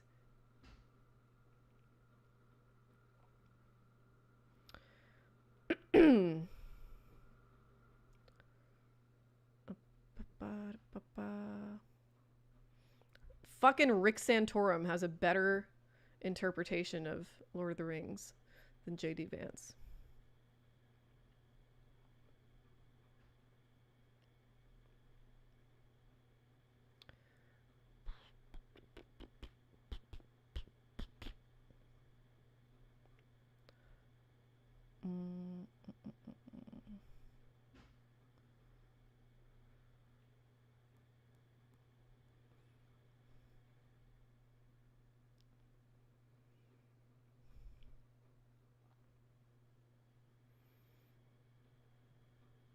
Oh my god. Can't, dude. Ugh. They're fucking evil.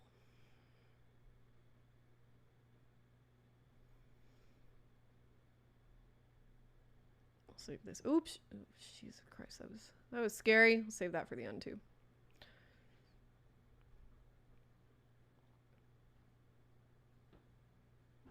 Fuck cucumber is disgusting.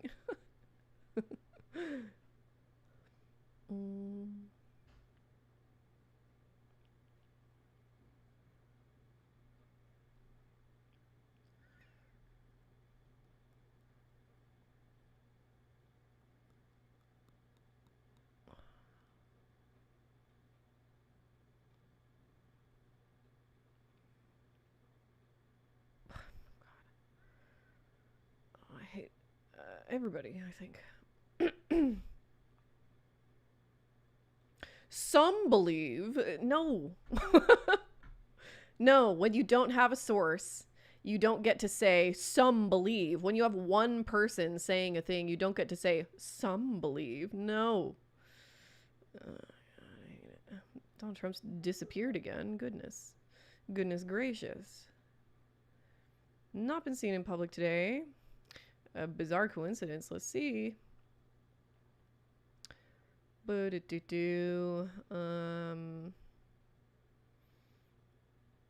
That's not a bizarre coincidence. That's just astonishing coincidence. Come on. Appear on the same date each month. Oh, that is actually is interesting. Kind of.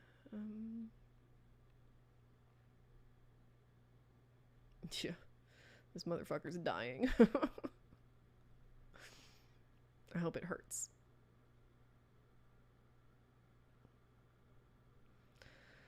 Oh my god. The costume design in the Rings of Power is such dog shit. Look at this. No, like, coherent color palette happening here. What are these fabrics? What? What are these shapes? I hate it. Not good.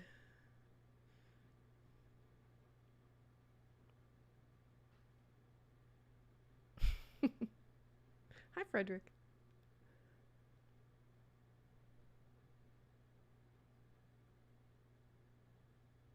You can say anything after saying allegedly and you're invisible. Yep.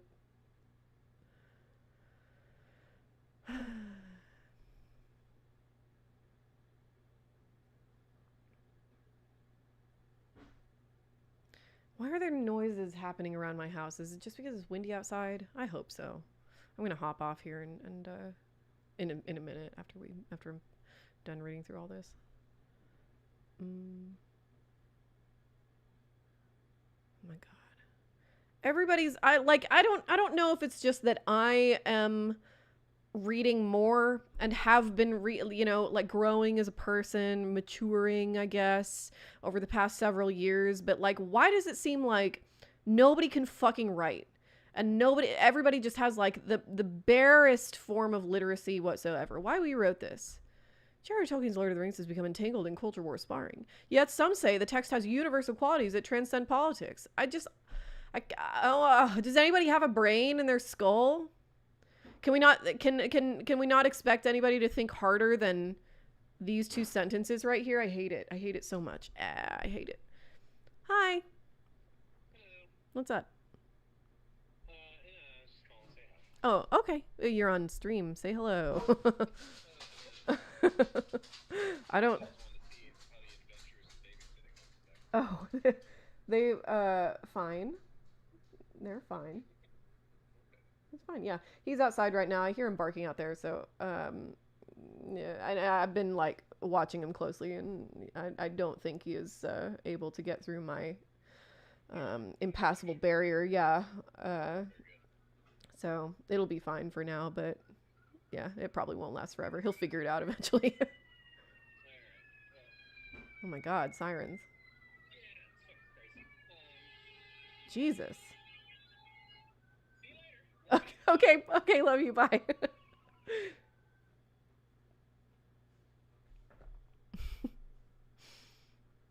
It might mean something, but the weasel words say it also may not.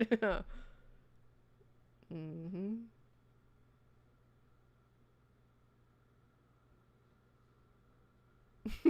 Morbid man on a side quest.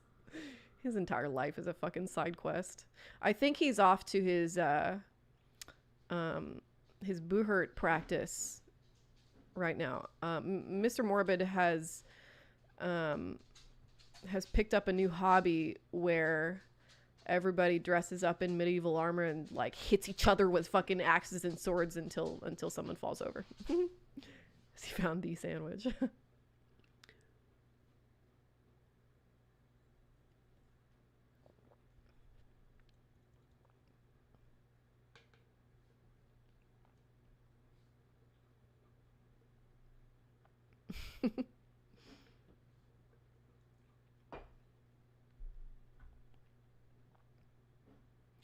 Yeah, I better love him for as much as I put up with his dog. It's okay. I love the doggy too. I love them both. I love everybody in my house. He is a man of many talents. He takes a lot of pride in being something of a Renaissance man. I always kind of took Lord of the Rings as a rare example of the right-wing narrative that I actually find palatable. Interesting, yeah. It's clearly written from Tolkien's perspective, living in the turn of century Britain, and the central theme is about preserving your own hegemony and traditions against outside forces. Quite a lot to unpack from that, from just that, but yeah.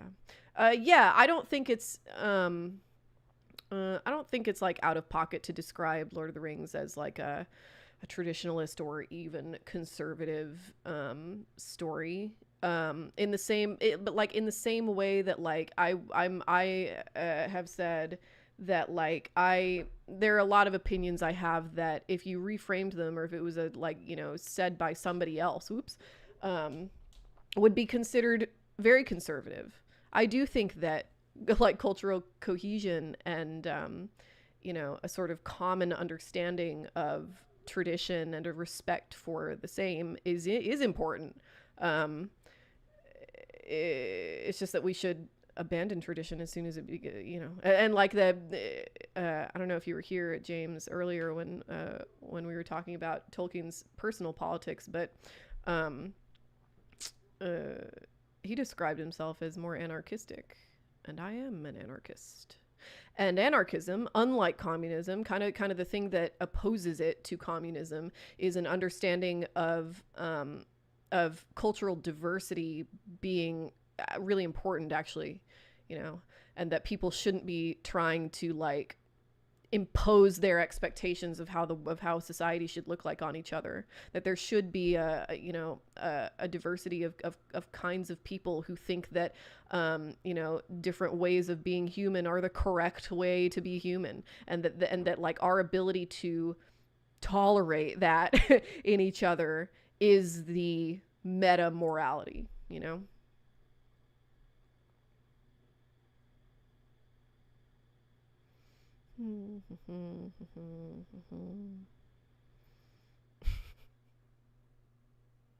Bye, Carlos. Have fun at your concert. Millie's not a... Anarcho-capitalists aren't anarchists. I don't believe in any hierarchy except capitalism. If you don't believe in any hierarchy except for the hierarchy that works for you, you're not a fucking anarchist.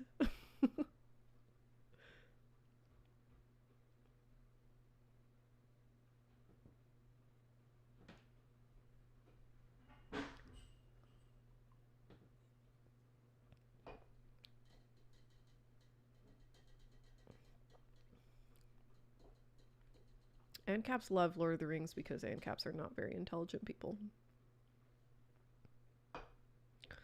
I've never met an anarcho-capitalist that how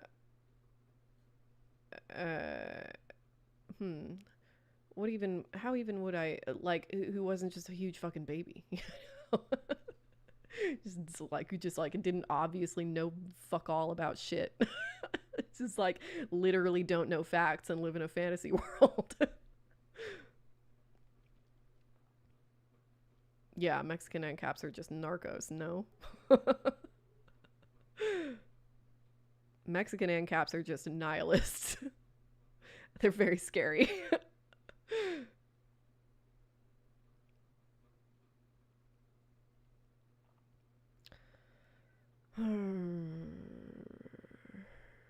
Oh my god. This is the dumbest article I've ever fucking read. I'm dumber for having read it.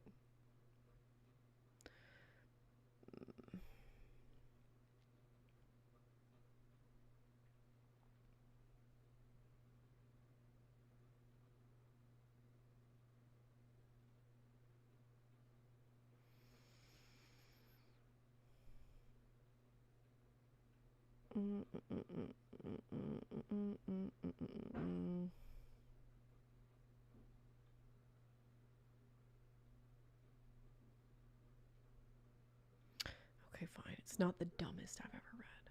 It's maybe a little mean.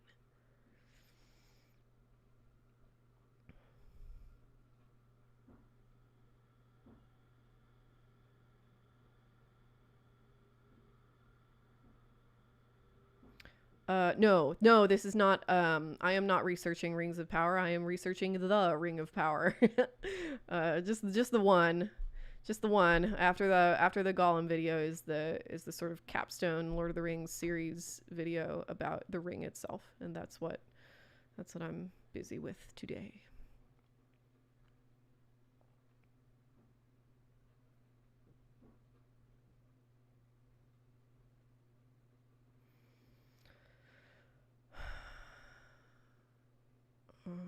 Pointed to the irony of such a stance referencing Tolkien. Yeah, this is what's so, like, don't use the R slur. But really, it's like fucking brain damage happening, you know? Pointed to the irony of such a stance referencing Tolkien for support, since the fellowship he lauds is as the only chance to combat evil is composed of multiple races working in harmonious collaboration. Literally, the first word of the entire trilogy is fellowship. What are we doing? Ah!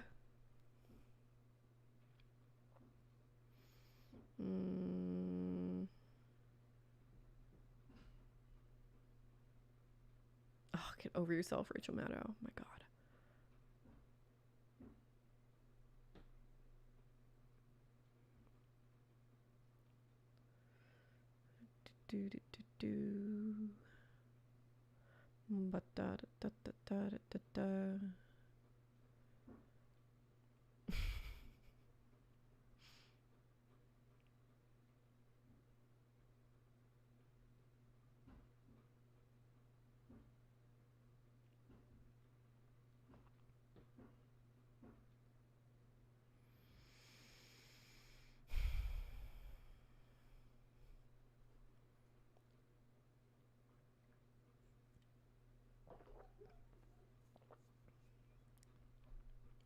I hear him barking out there, so that's good.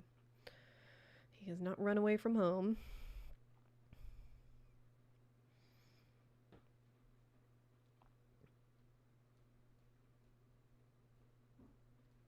The way Mexicans say mama is French? Like French derived or just the same as how French say it? It's literally just decreased population wide. I think we'll find out in a decade or so. It'll become clear. Never sat right to me to read different fantasy races equivalent to ethnic races. So no, definitely not. Doesn't really translate. No, definitely doesn't. It's just that it's a facet, but not the whole of what's happening with the races. The more the more accurate way to interpret the races of Lord of the Rings is that they're all interpretations of human nature. All the races in Lord of the Rings are human, fundamentally. The only race for whom that's not the case, and which does introduce a bit of like the like sort of troubling ethnocentrism in Lord of the Rings, is the dwarves, who are kind of depicted primarily through racial and cultural characteristics, and are also canonically a mistake of creation. So yeah, it's not to say that there aren't like problems with Lord of the Rings, for sure. But I do not think it's at all an incorrect interpretation among the many correct ones to say that one of the things Tolkien is saying is that different ways of being human are fine. It's fine for different people to decide they want to govern themselves differently. So, yeah.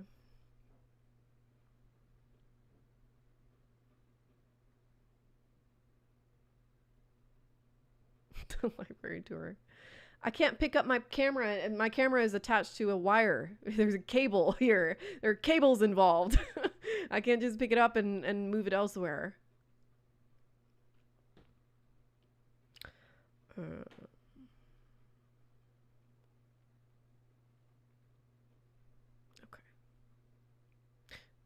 Oh, good. Damn, I didn't get... Man, I wrote down tech fascists, and just didn't really get anything. I'll have to do this again later. Research streams are... Hampton had it right. I'm too ADHD for research streams, I think.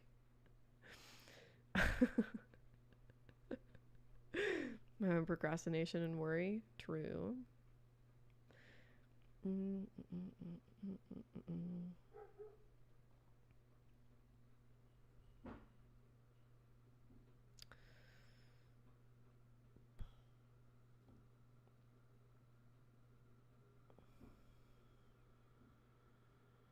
Although Vince does not seem to specify the precise manner in which Lord of the Rings has influenced his conservatism, because he hasn't fucking read it, his allies have taken upon themselves to offer some explanations.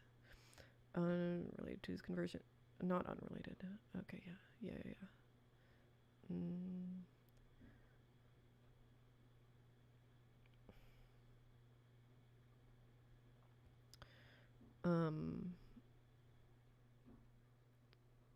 Hell yeah. God, Jamal Bowie's so smart. Wish I was a New York Times columnist.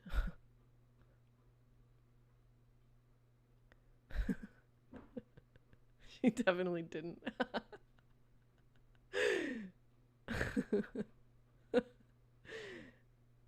I'll have you know that there's 7 pages of this Word document.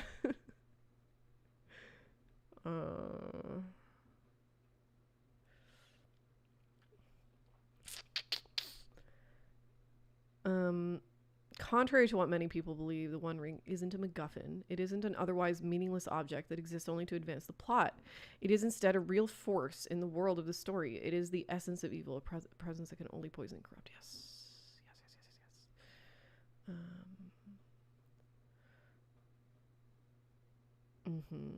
There's no one who can be trusted to use it, even in the right hands, for good purposes. There are no right hands, and all good purposes will turn bad if reached through the ring. Yes.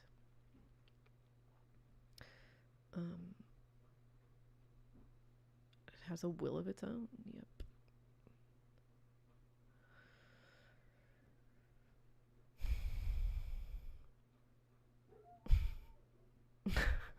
I don't know if that's a compliment or not, Hampton. It makes me uncomfortable to think about.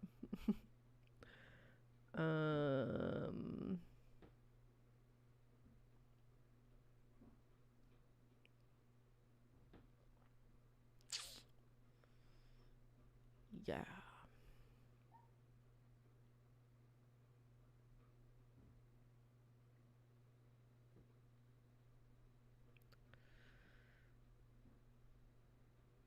In the years since he came on the scene as the author of a best-selling memoir, Vance has transformed himself from a stalwart opponent to Trump to a MAGA acolyte. Where he once denounced Trump as an opiate, he now hails him as the best last chance to save America from decline and ruin. Yeah, they're all such like, oh my god, they're all such like spineless turncoats, especially for people who claim to be all about fucking loyalty or go fuck yourself. Oh my god, I hate them. He will do and say whatever it takes to reach the point where he holds the power to shape the world. He will save Gondor. Yeah, okay.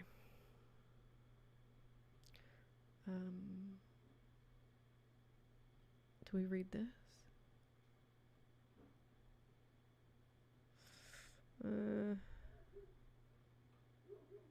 I'll read it later.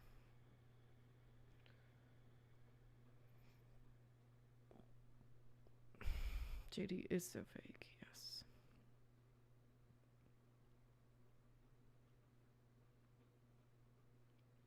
Crone-ass men, by the way, yeah.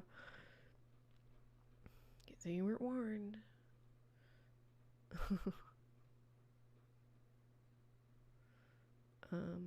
The proper interpretation of his work has geopolitical implications.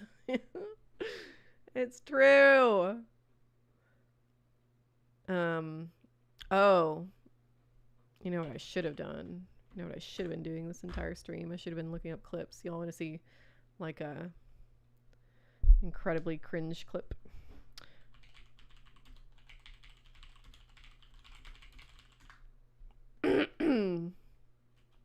Oops. Now, if you look at classic hero mythology, which we're going to do in great detail, what you see is that the typical myth of humanity is we live in a place, we'll say. We have to live in a place, and the place is doing quite nicely, thank you very much. It's like the hobbits and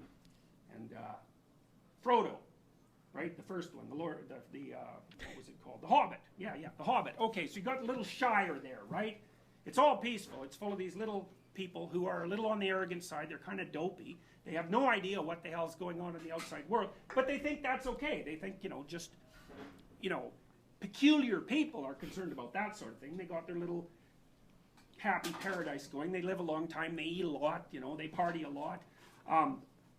Unbeknownst to them, which is a very interesting feature of the story, the only reason they have any peace at all is because they are descendants of old kings continually patrolling the borders, right? Those are the Striders. Aragorn, he's the member of the race of old kings who patrols the borders. Well, those are ancestral figures. It's like you can all sit here at your little happy paradise, but the only reason you can do it is because the sons of great kings have put borders around your kingdom. And you can think, it's funny because in the Hobbits basically despise Strider. They're very, very suspicious of him. He's kind of dirty and dusty, and he looks like he's being banged around all over the world. He's sort of like a tramp. It's like they don't know he's the son of a great king. Good thing for them that he is, however. Okay, so then you've got the little shire, and what happens? Evil things are stirring. And what is it? Well, fundamentally, it's a great dragon. Well, that's a snake, except it's like meta snake, It's snake with fire. And you can be sure that fire was not only one of our greatest allies, but one of our greatest enemies, especially when we lived on the veldt in Africa. because that thing would burn now and then, you know, and so get the hell away from that. And, you know, and well, so anyways, so Grandpa one talking about hobbit what he read in was the woken newspaper. up by a wizard, right? The wizard is a symbol of the self from the Union perspective. So there's one hobbit who's a little bit more creative and exploratory than the rest, and everybody has a little respect for him, but they think he's pretty damn peculiar. He decides that he's gonna... He's absolutely extrapolating from cultural osmosis. Yes. There's a thing of two races from Lord of the Rings. The hobbits and Frodo, who's also a hobbit. Under the tutelage of the wizard, he's gonna go check out this dragon. So he leaves the borders and he goes out into the unknown. Let's all appreciate that he's conflating the Hobbit with Lord of the Rings also. There are no dragons in Lord of the Rings. Hi. Hello? Oh. Hi. Sorry. What's up? Fun dial. Oh, all right. See you later. See you later. Known. And then the rest of it is an adventure. And one of the things that's very interesting, again from a Jungian perspective, is that what does the hobbit have to become in order to conquer the dragon? A thief. Now that's pretty weird, eh? Because you think, hey man, this guy's out to be a hero, so he should be a hero. It's like, no. He turns into a thief. Why? Well, it's because if you're going to conquer a dragon, you better be a hell of a lot tougher than you are naive. And so partly what happens is that for the hobbit to muster up the forces that are necessary for him to confront something that is that fundamental, he has to transcend absurdly his stupid. coward... What would you Fucking call it? stupid. The cowardice that he describes as morality. Okay, so Nietzsche, for example. Nietzsche is often viewed as a critic of morality. It's like, that's not true. Because Nietzsche identifies morality with cowardice. But that's not what he does. What Nietzsche says is this. If you're too afraid to do something, so you won't do it, No, then Frederick, you'll give say him that back. the reason that you don't do it is because you're moral. Oh, That's not you- the yeah. reason. The reason is you're too damn afraid to do it. You might want to, but you're too afraid. That doesn't make you moral. So what Oh, happens yeah. to Shout the out Hobbit, women. for Thank you, example, is Hampton. once he gets outside the kingdom, he has to develop a whole array of potentials that he never developed before because they were either not necessary in his civilized place or because they were forbidden as immoral It's by like- the cultural situation that I he grew can't up believe in. I'm saying this, So- but Guy, it's like, you're overthinking this. It's a joke. It's a joke that that Bilbo is like Gandalf's thief, because you know that's what the dwarves need. It's a joke. It's not that serious. Bilbo has no like attachment to being thought of as a thief, and he does not carry this identity with him into the future at all. It's a joke of Tolkien's. It's not a joke within the text, but... Oh, here's another one. Get ready. Hey Doc, thanks for staying alive and potentially saving humanity. Oh my god. Yeah, that's good stuff. Yeah. Wondering about a couple things. Firstly, who won that childhood fight? You kind of let that just slide, so I'm thinking it's a big L. Well, I can tell you because he was a tough little kid. See, I don't remember what happened, but my remembrance of him was that he pound me out pretty effectively. So, yeah. His name was Vernon Switchingham. Blah, blah, blah, blah, Yeah, blah, he was a blah, really blah. good friend of mine, and I think Vernon still lives in Fairview. So if he hears of this, then maybe he'll remember that too. And you know, so probably he would have. Whole story is just I didn't Gandalf win pushing that Bilbo many out of his physical comfort fights zone because he's a with shitty him. friend. Yeah. That's not the only question. so- Okay. Anyway, cool. I'm not sure if you've actually been asked this before. I've missed the last two lectures, but Can't hear I'm shit. wondering what your thoughts are on Tolkien, J.R. Tolkien, and his work, not just Lord of the Rings, but the Silmarillion, which is basically like I'm seeing all this, and I'm thinking it's like the modern Bible in a way. It's got the weird names, Hello. like Tubal Cain and all Yeah. that stuff, Yeah. and God. specifically when we were talking about Cain just now, and how he was. This thing's just moving. When he was talking about how For he real. felt like betrayed by Emily, God, yes. and he spent his whole life working to spite him essentially, and he kind of set the path forward for the darkness in humanity. Yeah. That's almost exactly Melkor, which was in the Silmarillion, basically what spawned everything evil in Middle Earth and Mordor and whatnot. I don't even know as much as some people could go on. Peterson has no idea what he's talking about.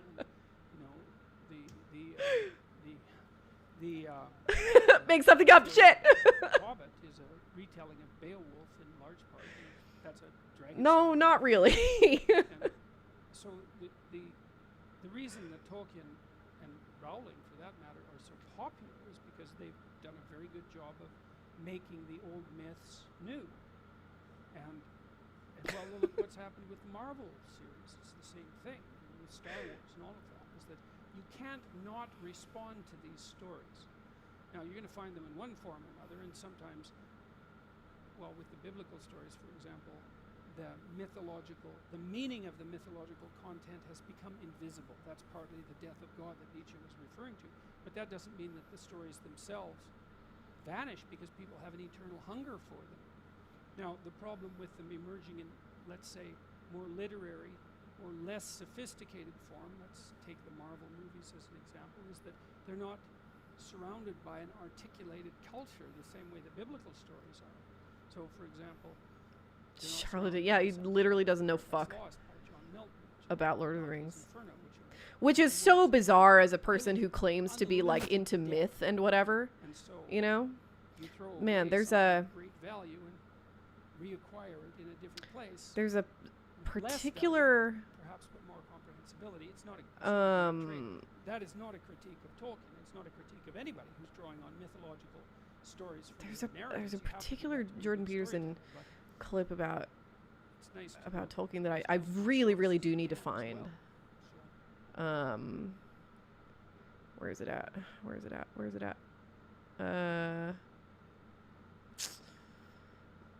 Oh, might be this one. Yep. You can feel your words. You can feel your way. There's a scene in The Lord of the Rings where Frodo is making his way across a swamp, a vast swamp, and a dangerous this one. one? If you fall in, you're done. There's a path under the water, but the water is murky. There's a pathway of stones, and as he's walking forward, he can feel the next stone. Let's see. It might be. Oh, yep. Here we go. Hobbit and the Lord of the Rings. So, the Shire is full of, well, let's call them liberals. Yeah. Right. Yeah. And they're smoking some stuff. You know. They're hobbits, and they're all pursuing their own thing, and they think their little kingdom is everything. But the borders are protected by the Striders. I gotta find the Aragorn original. is one of them, and it turns out that he's the descendant of ancient kings, and that's exactly right. It's like as long as the perimeters are defended by the descendants of ancient kings, then there can be. I need to find the original version of this interview. Hobbit and the Lord of the Rings. Because it's just too good. It's just too good. Is Jordan Peterson a magician? Unironically, yes.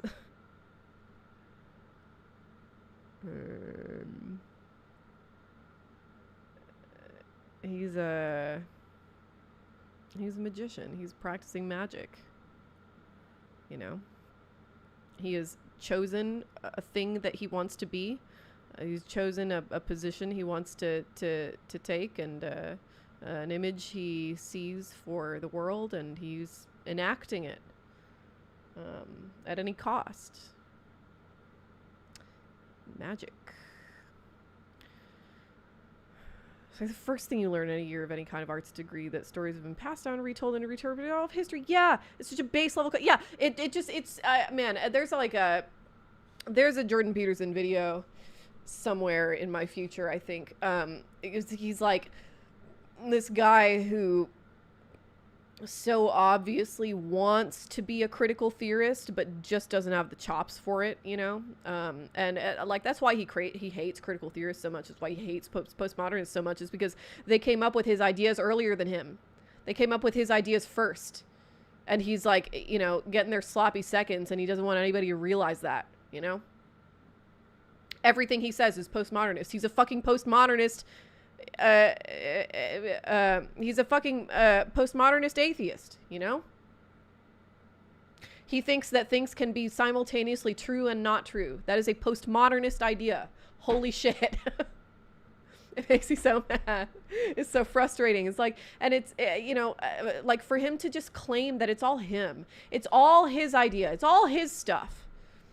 Fuck off, dude. And then like to do that and then push everybody who listens to him away from universities, away from, any kind of higher learning or further education in this. If you want to know about the shit that Jordan Peterson is talking about, you can go to any 200 level philosophy class.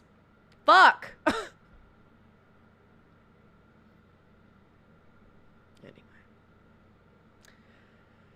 Anyway. It's very frustrating. The pipeweed hobbits are smoking is just pipe tobacco now. It's just pipe tobacco. I do like that.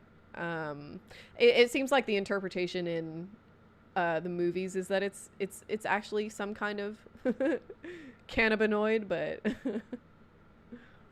oh. Tolkien loved his tobacco. Yep. Oh, he's absolutely a narcissist. Yes, certainly.